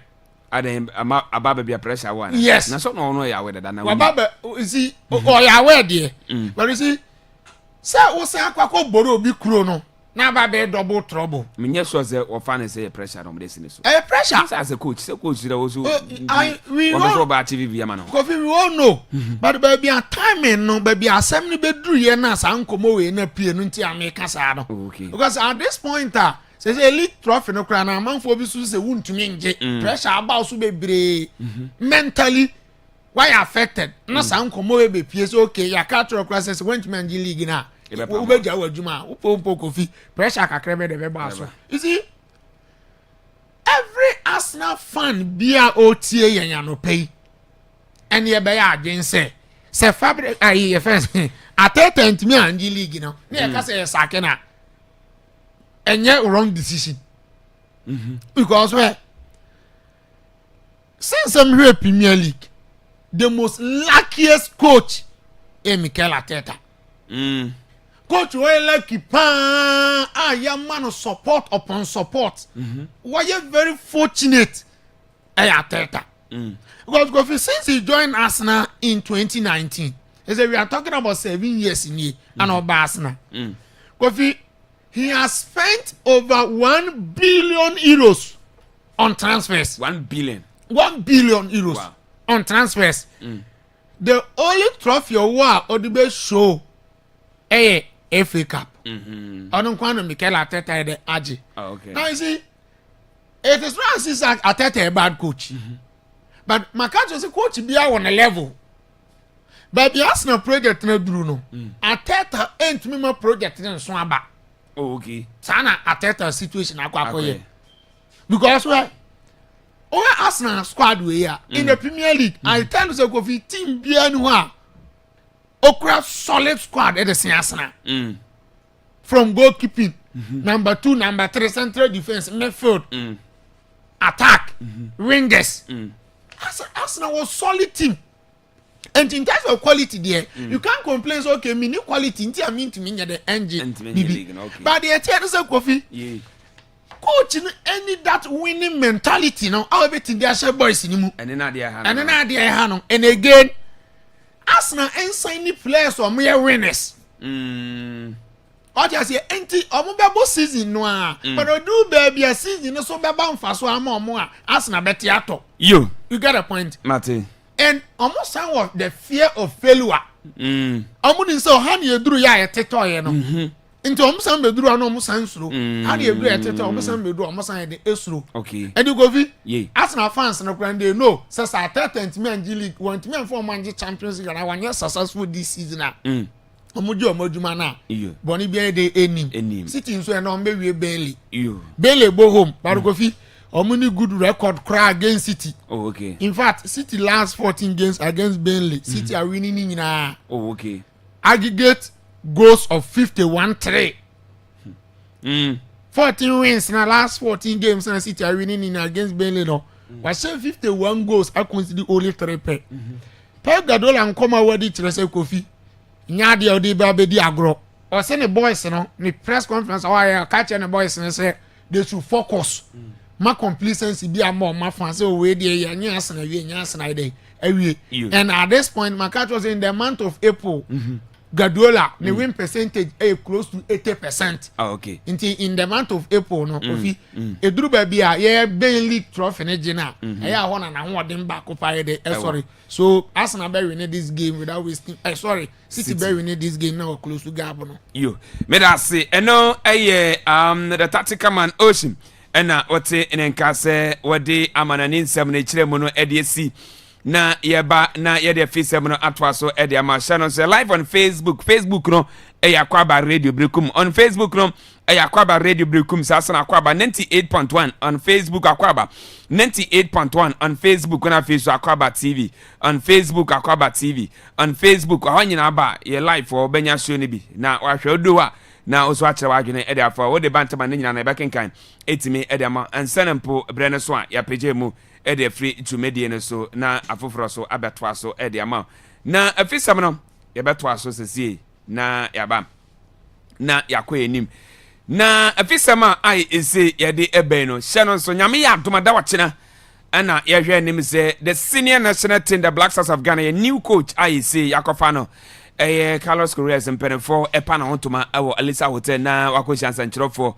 before say oba akohia nsankyerofo na say epa na hontoma no wane GF no bakohia sports minister honorable Idi Kofi Adams na ne 5 room staff I saw they come on ba be adwuma and am on mine no na omo na omatimi adidi nkomo ani ahwe nnyoma ho de isi betimi akoso betimi abo abra isi ono ba na oba no obetimi atoto ne nnyoma yi ne Ghana ye anya hope bi ewo nemu abra isi etu akofa no ntanyame ya atoma hye so ochina ana isi ya pa no ntoma na the acting is head coach no Carlos Correa na afiso Roger Desa wono be assistant coach ho Desmond Ofe wono so be second assistant coach ana afiso Daniel Gaspar wono be keepers coach no ye keepers coach no fata woda the acting is enya de isi apam no wono be an assistant I see odimi abo ana afiso was that 3 video analysis baba ana afiso coach Otuado and the technical team no nimpa mienu obe maintain omo na omo yedwuma ana face one physical trainer ana isi coach no edine eba 4 months ai so be di our Ghana ase wo de call world cup no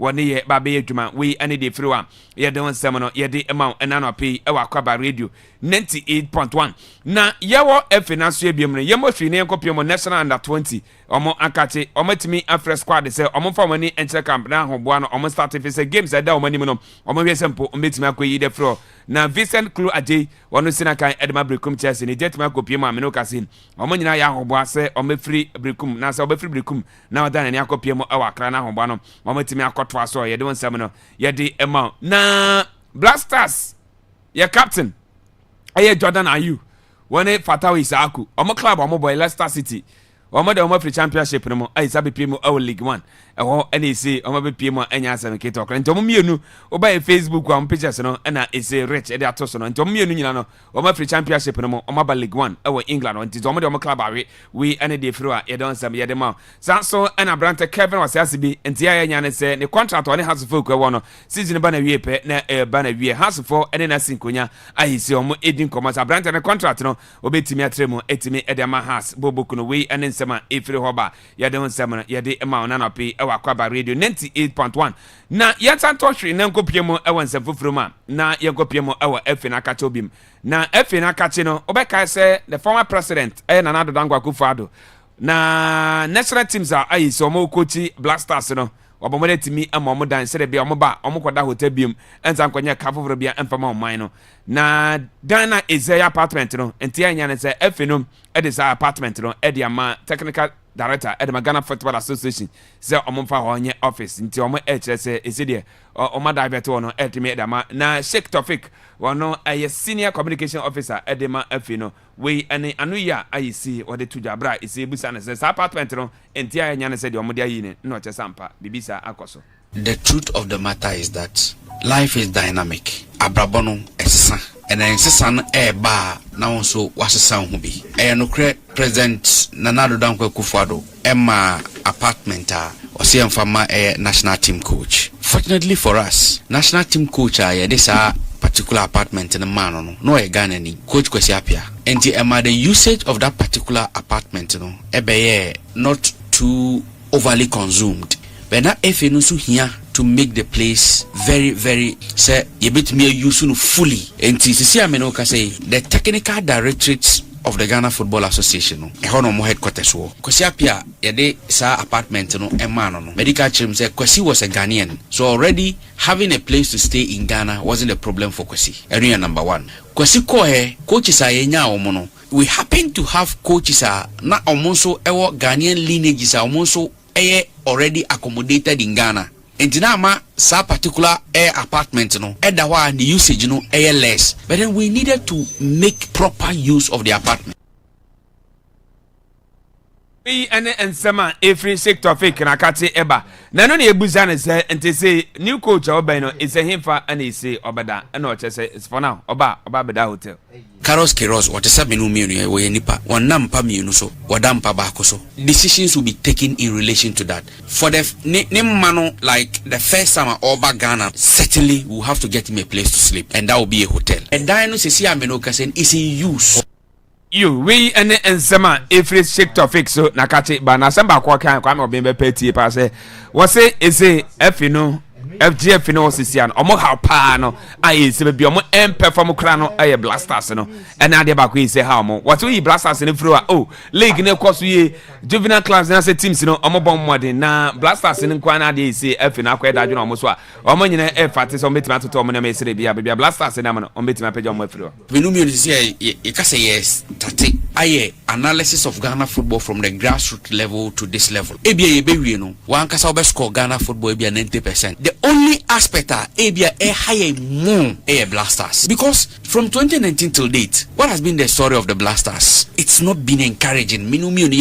So we are doing everything possible as an association to ensure say the Blasters story can change like the way under 17 story are changing from 2017 yet qualify for under 17 AFCON, but we have done it this time around. We want the stories to continue like that. Say for products no one after the other, host football to women's football to Premier League to Division 1 to all those things. Now where what the FA has done, but when we comes to the Blasters, Mekrana Mekasama FA no Menobaya are going to say we have not performed very well over there, and it Ayadibia Yan Kasano high, and we need to work on it to ensure that the Blaster story change. And we are doing everything possible. Decisions are taking, we take the decisions with an open mind. Say these decisions will be able to change the story of the Black Stars. And the accommodation issue issue as immediate as possible. The FA has to take decisions on that. And trust me, it is not a decision for Keto Kreko alone to take, or a decision for Prosper Harrisonado alone to take. It's a decision that the ESCO will take in collaboration, because right now Blasters coach Nibi Bia a government and then the FA. So even if the ESCO takes the decision,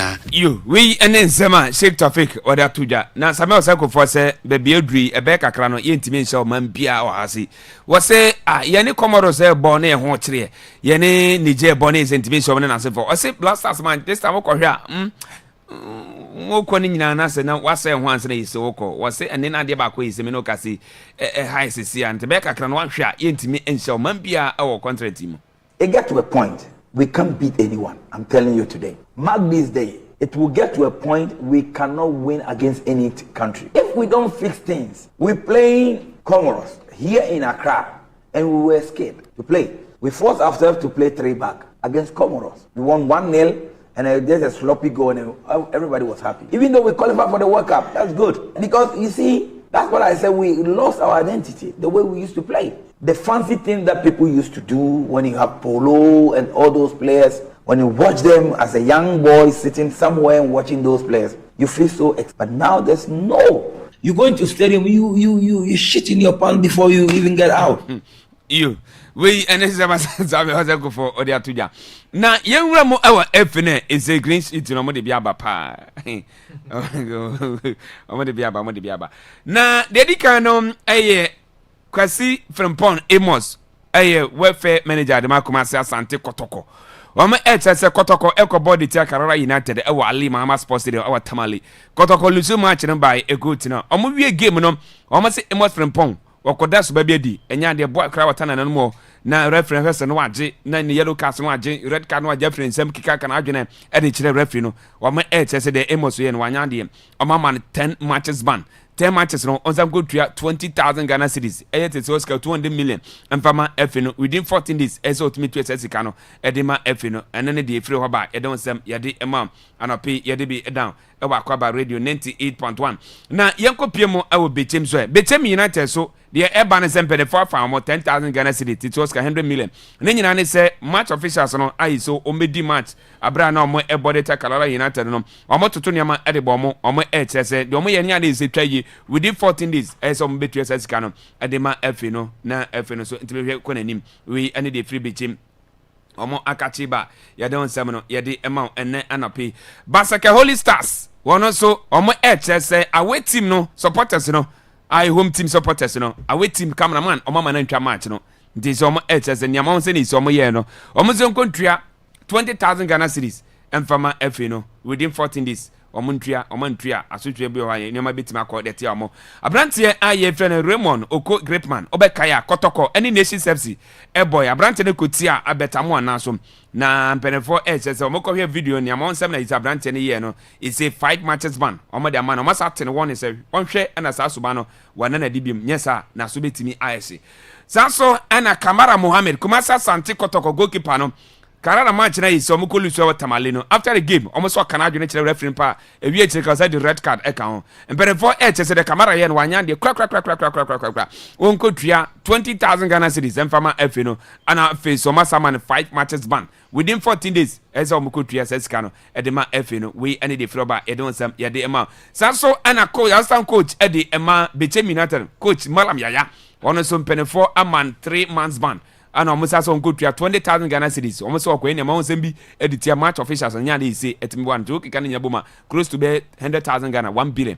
And I'm no kasi is it no kwa you come or being almost charges it a sheet in a barbontino. Any sika me no kasi almost yes omuntria and farmer FNO we any day froba it don't some yadamam.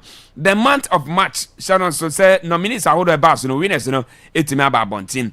Na goalkeeper of the month no echo Edma Brantier friend to be na se dubi tachi ono eda go post no ede ma Basaka Holy Stars saso ana coach of the month no eko ede ma Winfred Domon wano head coach ede ma Dreams FC ana afi so player of the month eko de ma Abrante aye friend shooting buti wano so sina kan ede ma club a ye friend Yana Apostles ana afi so goal of the month no eko ede ma Abrante friend Emmanuel no wano so sina kan ede ma Nation FC we any dey free ba ye don sam no ye de ma anana pe breno ko yemfa nsam ni nsanyumre ba stories na ka no ya bomodia etimi ede nsam ede ma na ye na Kotoko fan I see charges are hold the bomb no na no and a lawyer Safuduku communication director Edema Kumasa Sante Kotoko actually na june kakra e dia fa charges are hold I see any fan hold on the mom have you know I feel with them because this no committee money here na me boa ya suffer pa me defend this ni na e bia idibim na na charge na emu odu ni na ni say obi show ni ya na eya so be supporters ni come na ya kun say ba eya yan ke kan sam bi ni ya na ka tell say we official won ti me kan sam bi ya obi ya o come ya club official I hear them make no na akofas man obeka say me ni opare come opare ado me bo kan referee asem ya ban 2 years ya ni pe say ya hwe ni me bi emu ya ban almost 10 matches plus 20,000 cedis. Goalkeeper Kamara 5 matches plus 20,000 cedis. Yo, enti de firo ba kwame. Kofi, bibia boko. Nyame adom. Ma yidi we. Kofi, Kamara abo league na we, so abo ni season awie. Kamara, ze fan 5 matches there abo ni season. Yeah, abo wi. No, akra no sign, we sign contract. Ba se kotoko no betue seskan. Na me ndi ono ze ni opekro china. O fa ne bag a no ano no magana ha bi. Yo. Because season na nkasa no we ni de. E na sa fan we so ayi den. Ba so ni kotoko contract nya nwi yo. Awie. Sa, wo ba wonya 2 years. Contract na wie ni last season no boy. Sa. And then the last season na obo no nso no. Aka 5 games ni ase man 5 matches ban. The 5 matches ban is what they oje den. Ayo. Kofi under 20 call up na ba. And man notice adibi wo under 20 call up. Kofi me kasa kire kotoko ne has.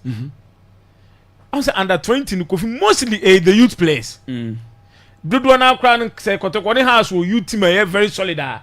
Nka o head teams ya ba ya Kofi dodo na ye academy division 2 division 1 and even the premier players ne kra na Kofi ewom no eye nkola na omu age no fam pa Kofi ka bibia kire say e be den se kotoko ne has betimi aton player with huge amount samri Kofi kotoko ne has player no players no who's obi enu ane bo be den a chance players we ho yeah kotoko ne has players no who's obi enu ane bo be den a chance players we this is scout onya de because Kofi a good scout to be a pick akola o ha ne bo e den chen de obeto no kotoko ne has and Kofi hwe list na e ba ma hwema Kofi me hu kotoko ne has ba ko ni mu kotoko ne has ba ko kura ni watwe adwena ba so ba ko kura ni kotoko ne has so ye me say wafa dream is right to dream inter alliance Diana wafa African day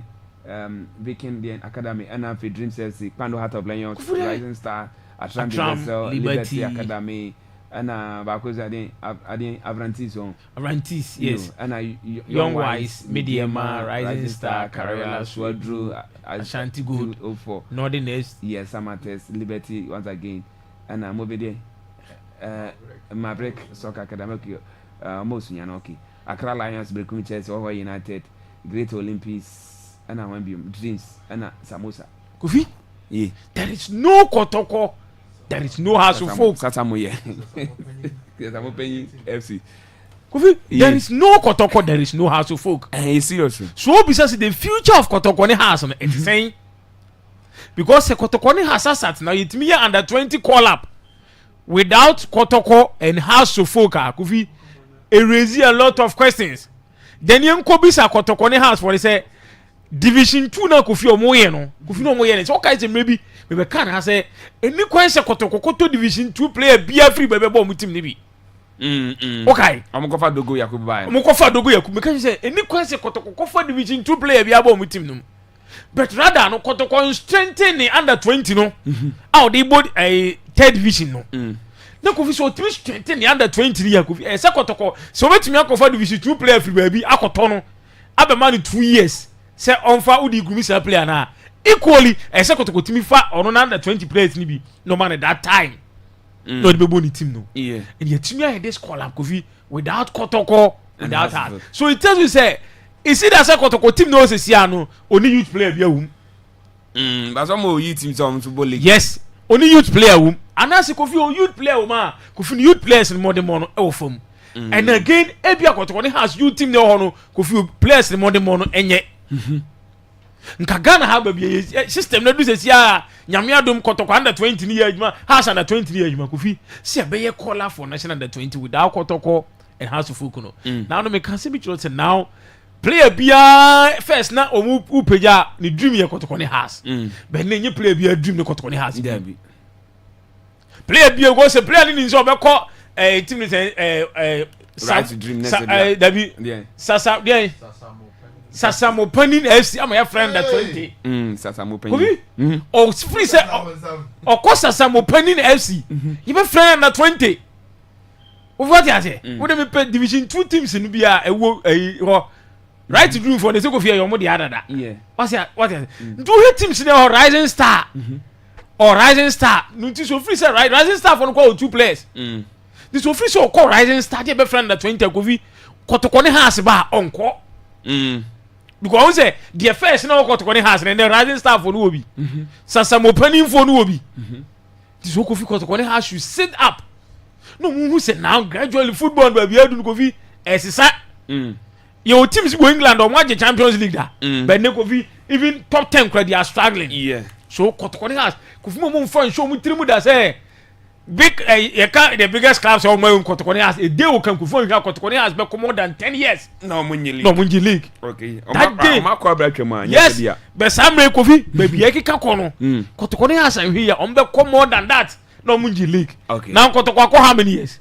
Is it the last time Kotokone League near them 2020? 2020. Has after Bodu has in G League beam. Kofi gradually baby and then kono.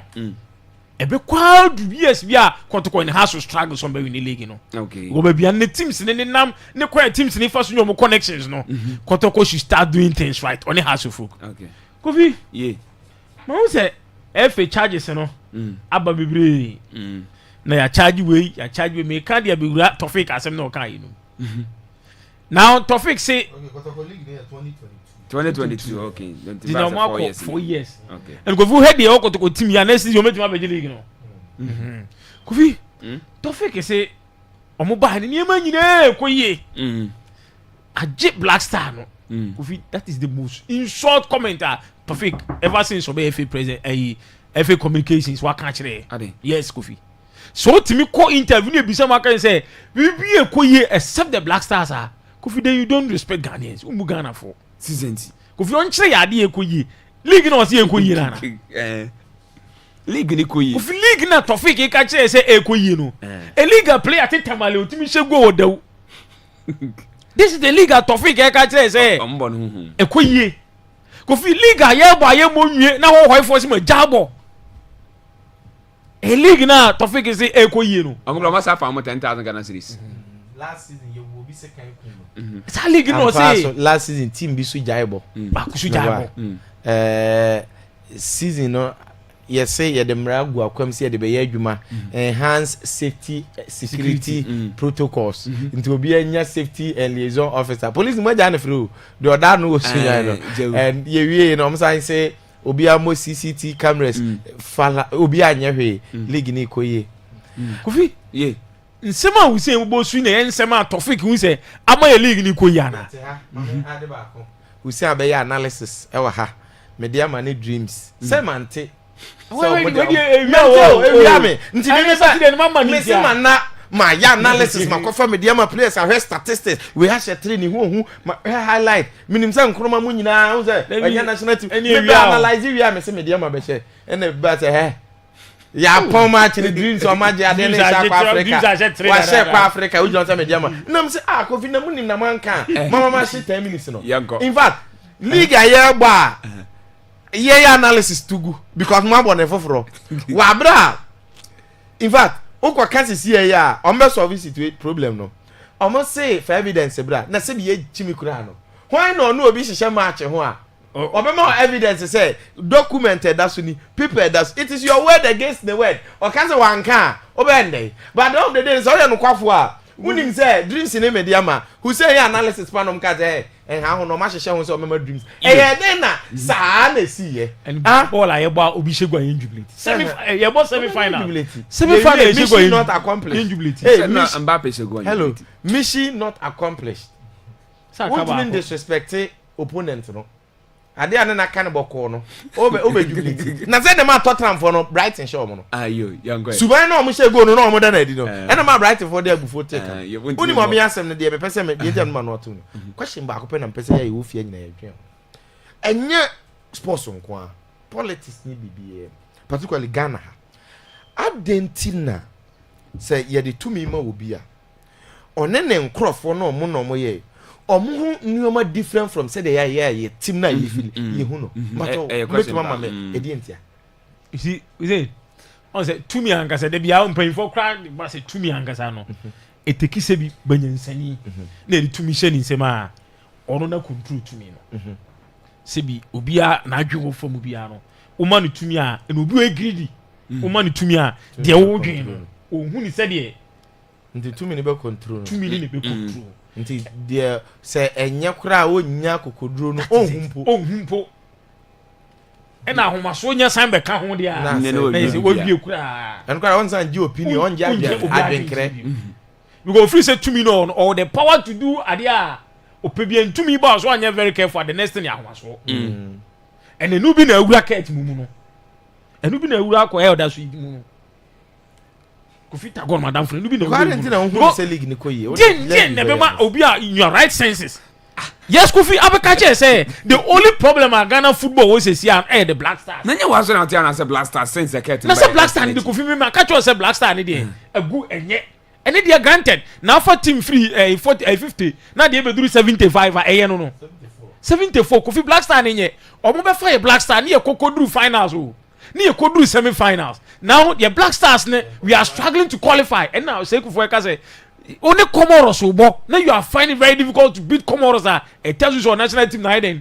agu enti woni dey no team nka say Black Stars na yiye because ba no nya hwe Black Stars no to Kofi na adwen ye say league ni dey day in day out ye boy e dey benya medi babie ni amanaje we be kwa Africa be Kofi league e be kwa ba akotoko be kwa Africa ba in and out no waje more than 6 goals me wa babie ni ko ba in and out no waje sen 7 this is the league o ka kire say league ni the problem ye no Kofi league na ye from Tofik o qualify akọ kajeje ten ni bia ba what I say and Tofik be catch the league no ayeye problem bia no Kofi this an insult to Ghana for because say the be we say wa say me o ka say ye nyina ye take decision ba ko na nipa ba ko pe o ka say still some of akire na mko he at the crop enti onu nkwa ka sa asem ampa so book of akire a mmohu at the crop now I know say a day will come Tofik ba be cancer because the very day Tofik ba fi odi nkomo not be we say ntia samre na FM fan adwuma oh no ma fan adwuma no there be samre no ye adwuma market no ye campaign market ni em fan adwuma we say nkura ka say o mpe ba bi fan nye den enche ba bi we say ntia na Tofik betina ho now Tofik person o kire say asa say o betina no hu say league ni ye o sin tom no na o nyansa wo hu bibi e say league ni Kofi eye league ahe bo enwi obi eja abo o si yesisi no wo jabo the whole problem of the thing and they say why is it that in Ghana here politicians and all these aspects say ono omo wo ho a me te say me Hussein e ko fita ko so what study me nkomo na ye di we che no anam de ba ha me ni radio ayi character and I mean what of the field character so am tie but these people they come on radio some of them and lie we are no wa be admit one chain I catch you say no man dey more dey na kaye for so but nipa we count but the same nipa no say dey o kan na ye no kre no oba radio no so asabi so obu atiefo jimfo nti na wa ba be twantro ne wo twemanson e wa asem no upie ya na waje adi waje atum wa bra onim say dey enko it was two futro nti majority of the people no within them they know say enyo but about radio no so onim say ha na for public audience enti owonsem a ode kogu o madwenim mewa nye binum na kwaka t-shirt asema ekoliki ya mewa within outside no o de okan o be share onso a o de okan so Kofi say you serious and carry you tim nkagu o barity no ode division 2 for kobo in the following season ka ketwa bi ko sambo bai Kofi charges no mo dia ba no say league ni no rich me the video bi ascend rich you see we I feel me yat the ntia ho ho ni ja league ni bon Kofi understand them Kofi yen kan okre nya twemo league ni do so do yes be chem United attack officials me wa edu we kwa prevent some of the officials from be dressing room me wa Kofi me the video bi am rich the Facebook na be he maka che say league na ye no discipline committee Kofi mo kan okre. The same thing happened Chelsea against Mediama. ye wie no omo nsanse even charge kro mo mu bi nation service player no omo so omo hwe de omo hwe video no tia bia na me kasa as we chiro say efe ni timi punish wo abra ye ntwero de bia o ka say ade na omo ntwere nko ana ntwere nko de bi meba de bia bisa kan say ye twere ko omo so omo hwe video nyo bi na twere ko ye so omo so omo hwe video de obi abedi ye so bem neze mutimi hwe video de bia me kan so omo hwe video punish omo de hwe video yes ba metie panyin ba na charge no da hon man tie panyin charge na da hon people na da hon rich fatu so ne hwe we do go o be defend at night o grip man I was so there o be defend at night o we are not the video na video yeah Raymond Enwa mbabi won mananse mani o video ni no man cheke bia mo chire but nkoma na ise video chire no omo pa omo antwere se omo video okay me ka so report na face omo hu eyi bia the omo amu statement a charge omo di kan we ne fe we ye de ne sanction ni man we ne sanction mo de man ne charge no so o de munya charge ne ba ne charge no so no so say omo hu video no no mo de charge o de se munya charge final discipline Kofi list the idea di Bechem United for na ya find Bechem United Kofi we Chelsea against Mediema Daniel Ayi your best referee say maka say Daniel Ayi na ka so your best referee on kan okre because a referee the way be do now be call dressing room or report ade be call no we nsem Kofi video we din Daniel Ayi Chelsea against Mediema upon solid also onye de me da bi dia be ba ne mae okay because so far they been see the hwinsi wa ha nti dia be ba ne mae na me cho say punishment e dia mo Bechem United this season ya good ya pon ball no you say hwe oh re cho say man go na chi mo de man flow ma video ni flow ya pon ball no first half o dia di Bechem United na yes Bechem United a preventive referees officials from so be wura park a bi mo tun so Kofi we re ma video ni flow de man flow say ya Kofi where Chelsea against Mediema FC. Daniel Ayi punishment Mediema Bechem e say ni see ye manage na o na mo. Supporters e dey na wura akwan wo safety zone. See what boy you na. Debi mo say high safety zone. Enti say Chelsea won find breakum Chelsea say obi wura safety zone this season against Kotoko. High safety zone who be. So what happened? Daniel Ayi the first half for because na Chelsea lead Mediema 1-0. And Daniel Ayi as the FIFA referee was even struggling so bad then. Obe dress room including breakum Chelsea. Omo tan na baby omo ru akọ no we. Ehona omo carpet no wono. Ehona no Chelsea for ne fa. Ehona Chelsea for ne fa. Now Daniel Ayi ni team na park ne so. Ade hwensi mpanifo anya hwe amfa. Me say not even charge. Omo say hwensi. Omo charge me dey mo so Kofi ya hwe hu say FA ni charges ni Kofi no kure ni man last league we say me wie. Mo say charges league na yi Kofi you see we are the sere na dey from. On say how United eja league ni bo na no Bechem ko gi points no ko infa oko ni aje okraku Kofi doesn't make sense o da biti ane de tie listen to me on te say bia o medication na bi see the America say any case na sem na America the doesn't make sense and say Hussein Bechem traveling to Tema anywhere how traveling from how to Tema infa ne wa okay o punish team e say ben infa e say ben and wait team no so Bechem na no ni free Bechem e ko Tema no what punish Bechem na nya Bechem na punish no how in ka so free how in e batema Kofi obedu eja Bechem na o free Bechem ko Tema me wa nti wo ka kire Bechem United say on factor free how match bia just so what is the sense in it say Kofi say o the empty bus and say all the players ba say league na ye ne sa no nothing even so Bechem two bus free kroma abra brekum ye league center doma league center onko bobo no we all know say onko bobo this is see a punish your United instead say Bechem ko Kumasi because Kumasi na Bechem na ben Kumasi chain say ho because what punish RTU any free tamale e man be ball against ball for akwa e obrekum go this park and the punishment you but don't even punish now brekum Chelsea prepare and the next game no or be call Tema akoje 3 points akojina park so 15 minutes aje 3 points meanwhile Bechem nipa nkwase we jabo so what is the sense in it so be catch Chelsea high bars over 20,000 and enye kwa na mi problem is see ho na see punish omo no brekum Chelsea no free brekum e ko Tema no e what chance say ho ni free mate me da se pa Kofi I think say domestic football na de no kre kanim nti de bia say a na be ye so e basa no a na Hussein na reserve ni energy no na waka ni interest national team okay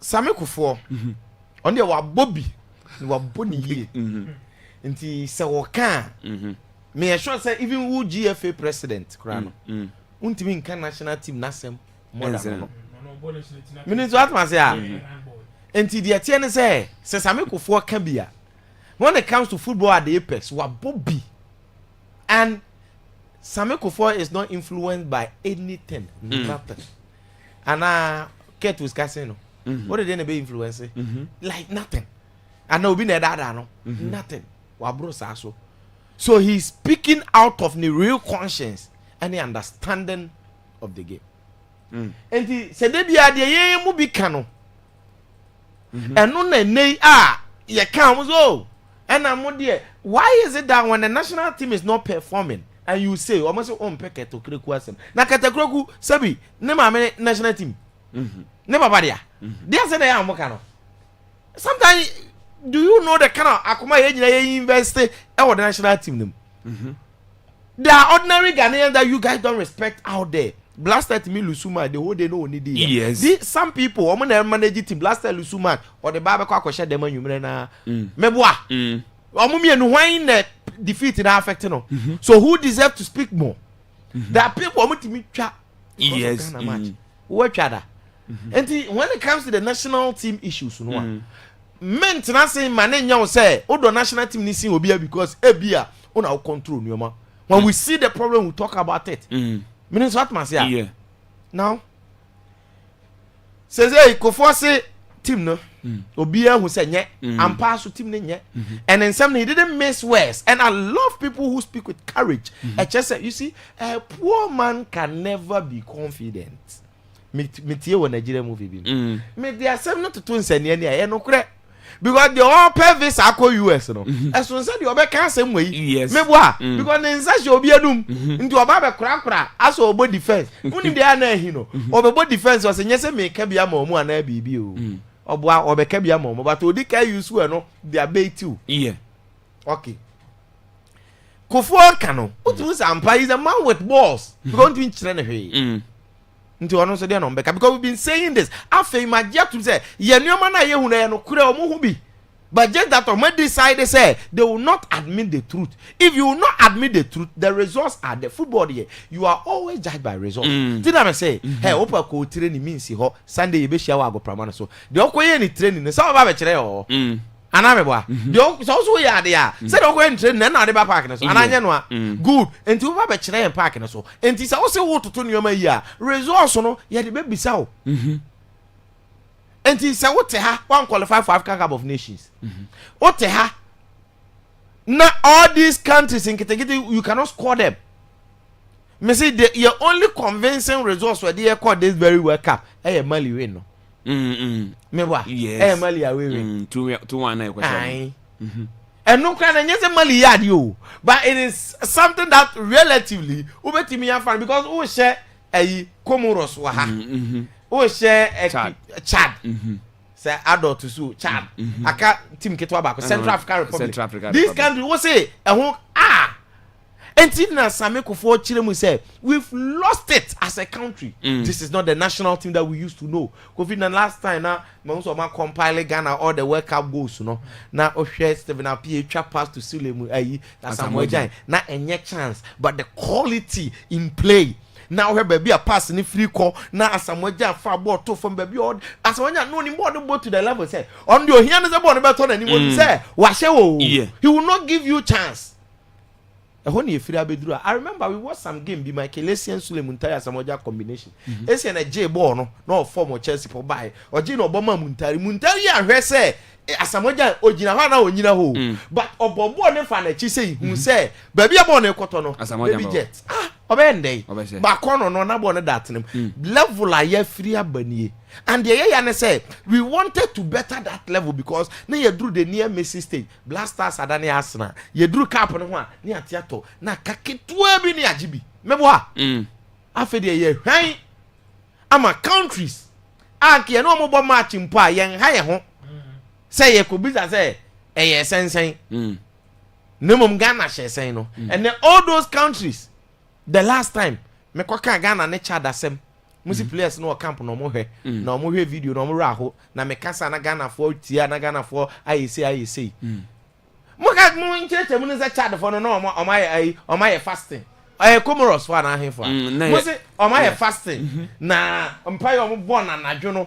players no kra nyina park so o mo hunu so o level ayate aba se na ye fiada na Satan so no mo ye fast ye se fe bi mo lidi hey baby ayate aba ni o and the national teams in Ankasa no truth is that so be kan no kra bi abeka say but at the end of the day no you need anything to do you call work up Kofi aka 50 days enti maka say we have to support the coach.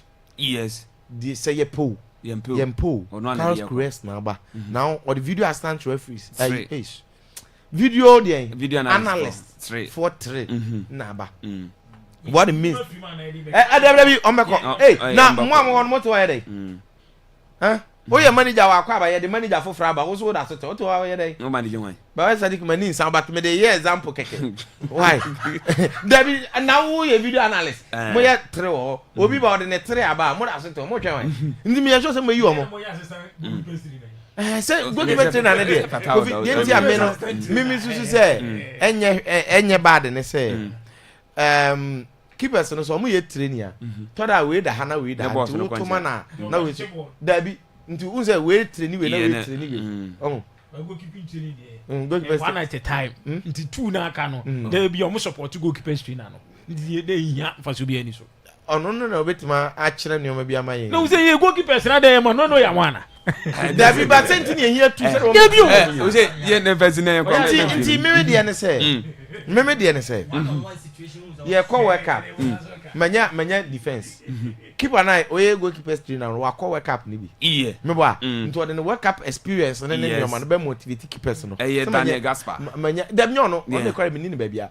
Ayi Sfata Dauda. Aha you. Nto no no Jennifer enye because ne Ghana call work up dey menya defense. Ten dey ten say my adwe say me support we mu na dey. Medical church me candid opinion about it. Dey dru ne dey nationalistic point. Me po I have to support the country. Means what masia. Ye call war.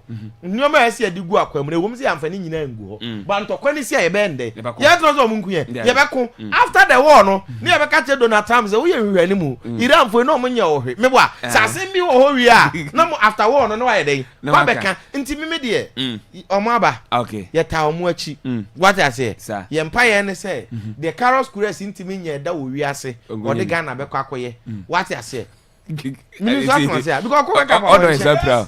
Odo ya pranti isi. Odo amahu na se nketi aso apra. Na se say no o te ho o sere. O captain make call division 2. O ring akwa division 2. O sere. O ti asana sami ko fo ka kire mo no. Kofi ntina de bia mbusa mo simple question say. Ti asana ya Hussein ni obeni oshi ye kan. Ekom. Omote. Because in a country on to say all those players. It is because we train nationalistic say resource in here see emotions. Oh, so resource in here see emotions. Now captain co division 2. Wario division 2. And your champion your relegation premium. Wario division 2. You will be concerned. And on is Sky Sports near video no. Jordan Edikai. More video no. Say let's take a championship. Jordan Edikai no na nimbai. You. Martin. Now, sir, also buafu. Akra nyo na atete do no. Oman bia o standards and your principles. Ye British South Africa for some refi me standards. O si enti we na Oman ye ho. Kofi. Ye. Say I brekun Chelsea psychologist no was start ejuma. Yeah. O ma start before say na no Monday team na re training. Ti niam e ko yi. Camp to saying boys no bibia da din. Yeah.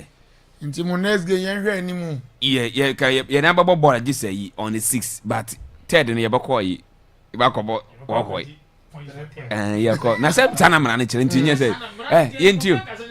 Mra no se o se ko ho ne ho. Of the players. Ntino. You bought nearby venue.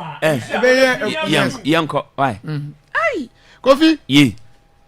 Sheikh Tofik oye practice Muslim. Yes, practice pa. Na dia na peso chire. Odi bibia ye adwuma kama. Ade. Na wotimi hwe nyame anim anahwe ala anim. Na Kofi utimi twan tro say e de kire Ghana fo a then who be use maybe say ampa a practiced Muslim ampa we twan tro say Ghana fo say yen score Ghana football a ono 90%. betimi am Ghana football 90% say niema ekoyi Our percentage 90 I see 90% say bibi ekoyi na mom no the only problem pertaining to Ghana football is blasters Kofi sometimes what things say say aya the only thing about my dream na say ya na omufu say sebio ya yesu edibo na chi no adwene na etiri omufu say sebio ye ni ani omufu say sebio we can't reason to analyze certain issues say na be ya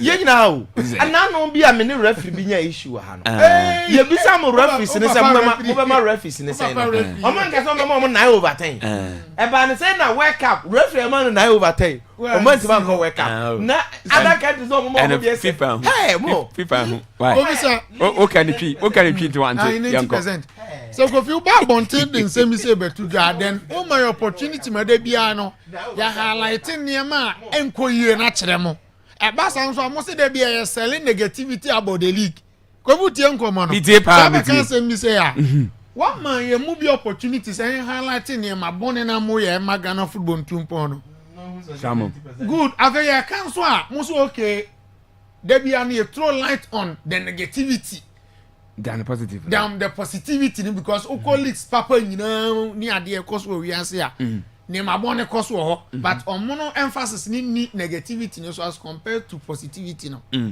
we a ball league for the past 2 seasons in a row 2 clubs and man we o moja league ne bo ye ball league ye ni headline sponsor ye ball league na ukọ venue at say ukọ wall front one way obi be wa second ku anase ye be bro sesi ama aba ye boli ga referees emodmo aye kun ye ko AFCON ye yi ba ko pe e de free Ghana ko ye wi e se World Cup ko fi the whole year the 170 officials e ko do World Cup Ghana ni din ba ko kra ni and the dey positive about the league about magina so aka say during the administration of Keto Kreku assassin Ghana football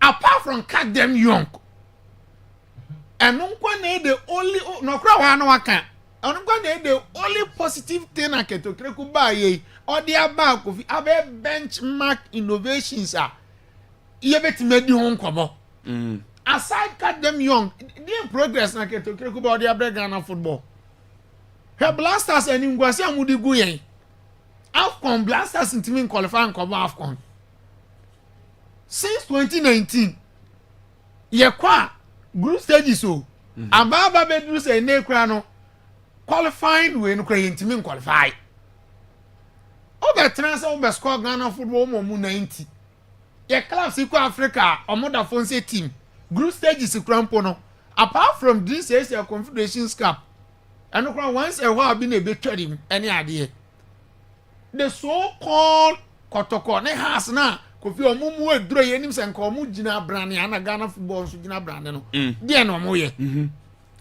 the na obe gina so de aka say mo ba ye no in all aspect all angles Ghana football tumpon no Ghana football de kofi ase na chi o me say nim say anka ya normalize hwe ya fa normalization bi ama nke for so bo fam sa what kofi enya Ghana nkwa na yo man ya pass through normalization process until the enemy say nka man bia ko normalization process ma after that no nyema sesa and nyema start say ekeka ne ho and nyema start say a grow in a positive direction but after normalization no kofi da be dey din komo boy normalization din say bia nkomo no and nkomo no ko fa ho de bibia ni wa asesa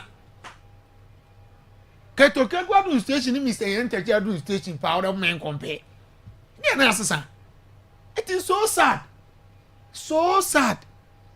And ne omo only class no do na ye adwuma we fe ho. Only say disrespectful to even compare Ket administration to Kwesi Yentechi. Disrespectful kese. nti ono ankasa ne ye na records Leon Senior obireki ne de ato ho isi enti kofi me de me sure say rational human being bia ni ho a abasko Ghana football say de ma ye wo mi 90% rational human being bia ni ho kofi seconds bi ono say kofo asem no sure it is so sad it is so sad say Ghana your national team now once upon a time and no for African Brazilians knowing very well say Kofi na your carry weight na your building status be am ye ho enti any national team be oba be shia Ghana bia no Kofi onim say no wa adwuma ye and so am here the first time grandpa e call World Cup no where dey call ye made an edition in the World Cup ye debut campaign in the World Cup.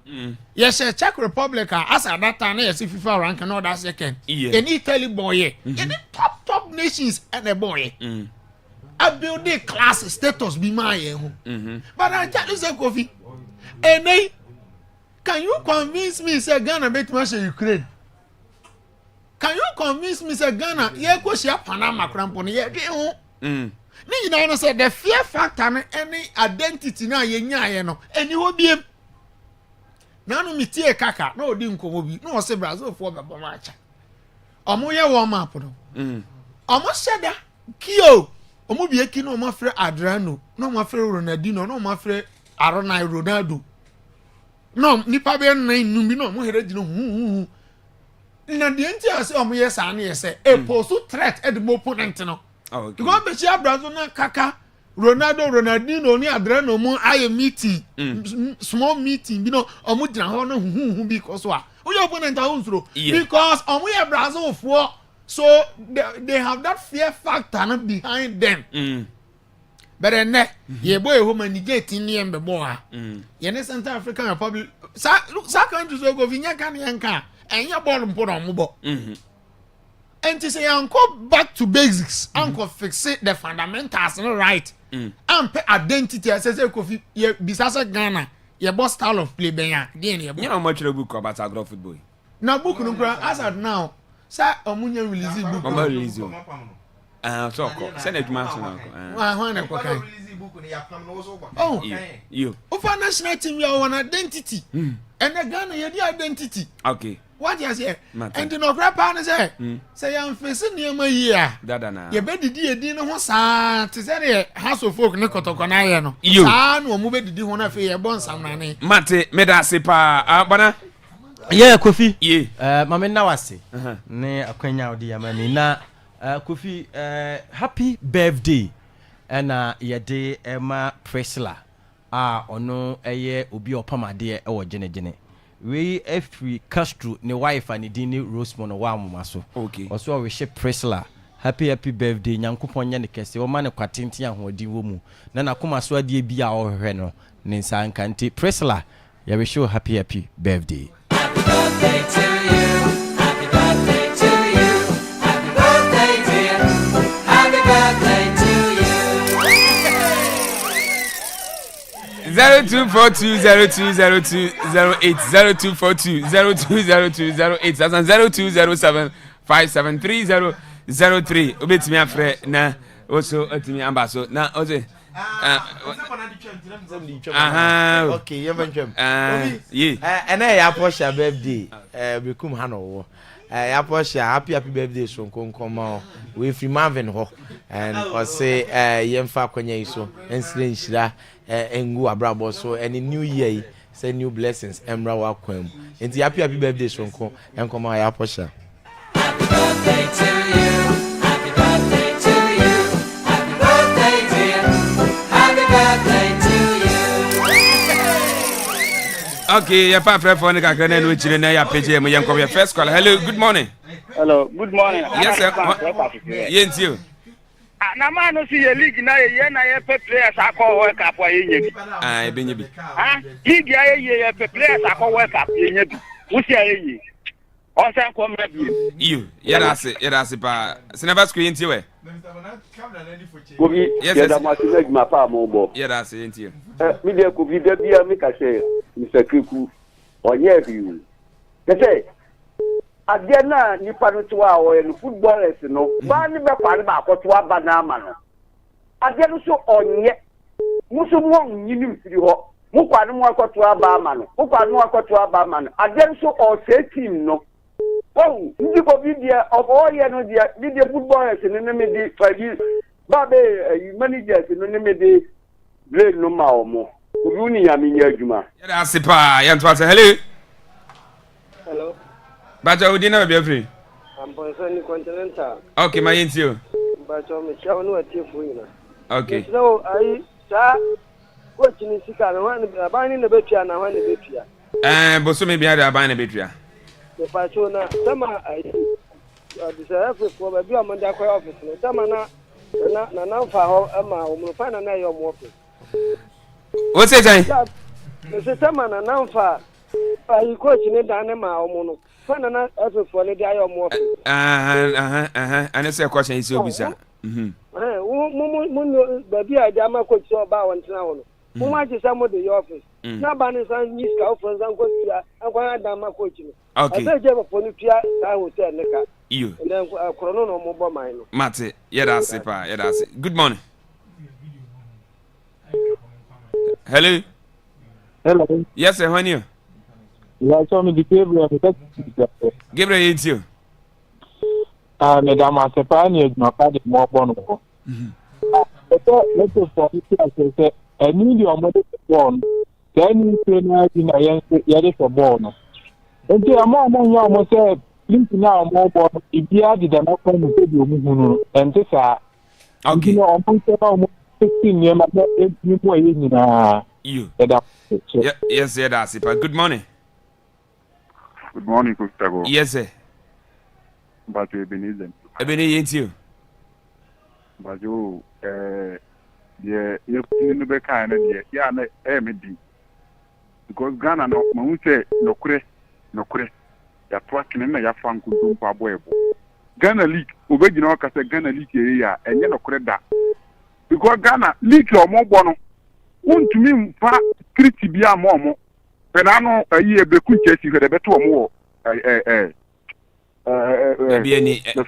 baby any bagos no baby any pako de beto mo nanti se critical mo anka we bi omon kan okre omon ja mo de omo ya no be hu de omo ya no nkudu se no mo di you mate yeda sepa beni se wa frɛ na osatimi abaso enche ye de course no be sini e birthday sa kan ye frɛ na no chi no na Jovia abetwa so edema over na bibia bokode Ami adumo me hoye. Nyame ayo yenti we over.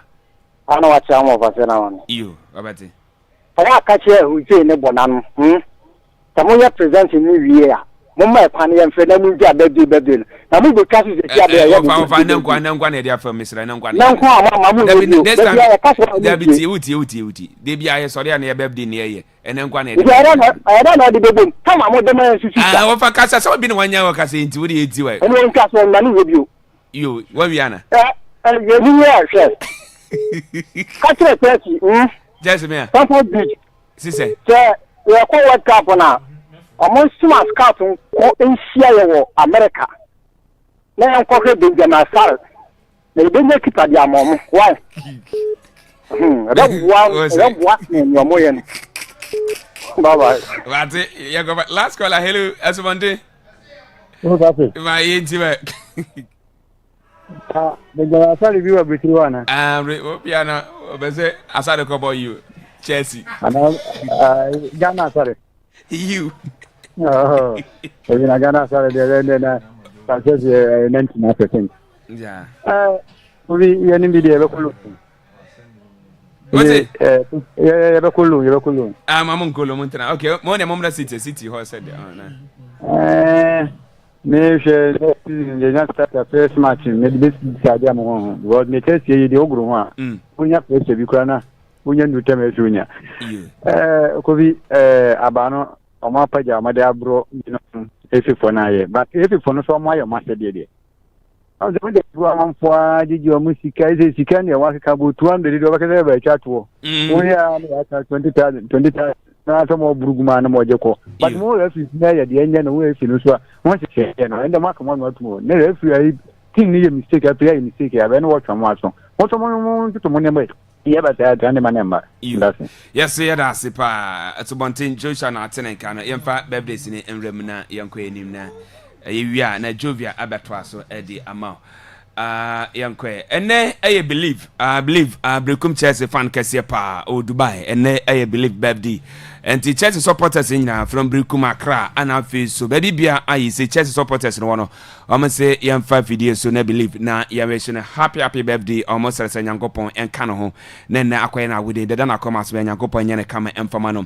When you know young Fin Bibri and Cano, yes, and to believe from Akwaaba radio and I feel so entire Chelsea team, no, from pre-body, no, supporters, no, technical team management, no, and I say happy birthday and quite Famano. Happy birthday to you. Happy birthday to you. Happy birthday, dear. Happy birthday to you.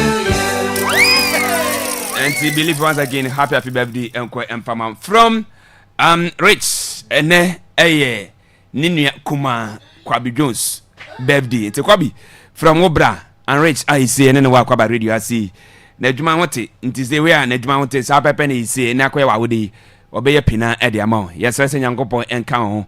Now, Mount Field be na Count. No bra. You my pa a zero or yano. Nefebi. Netnyeska be Wunyabia, no Sanyabi, said a beer Busiano, and Mubeti me, I there. And take Kobe Jones, happy birthday and confirm from one Castle Bra, Richmond, I and know if you see.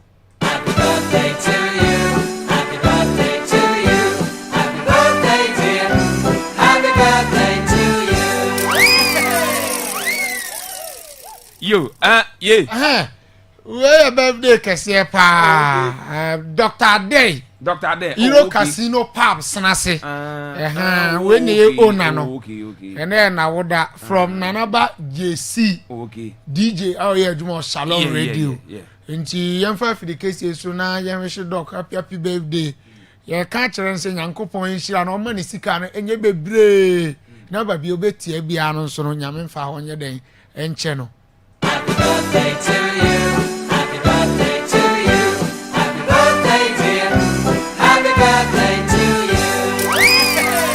You enti ye see nyame adoma meme there be and Friday rather and ye nuaba Linda maybe to know so me na ma me eda from ye ne beba so e was na say Friday be enti Linda edowa e ba beta wachi na o ma me ye no otimi ai na kamenta nwumre ye ba o ma me picture no ye be hodjumanti mensuro kwanti e ma na bucha nya sedi ma munya ya akonya nkopon sra de ma no ase na ejinti Linda wona bucha ni nyina no ye chacha munya anopi up next DJ Jovia what the Akwaaba you kono etwas nyame adoma na nwumi ibisia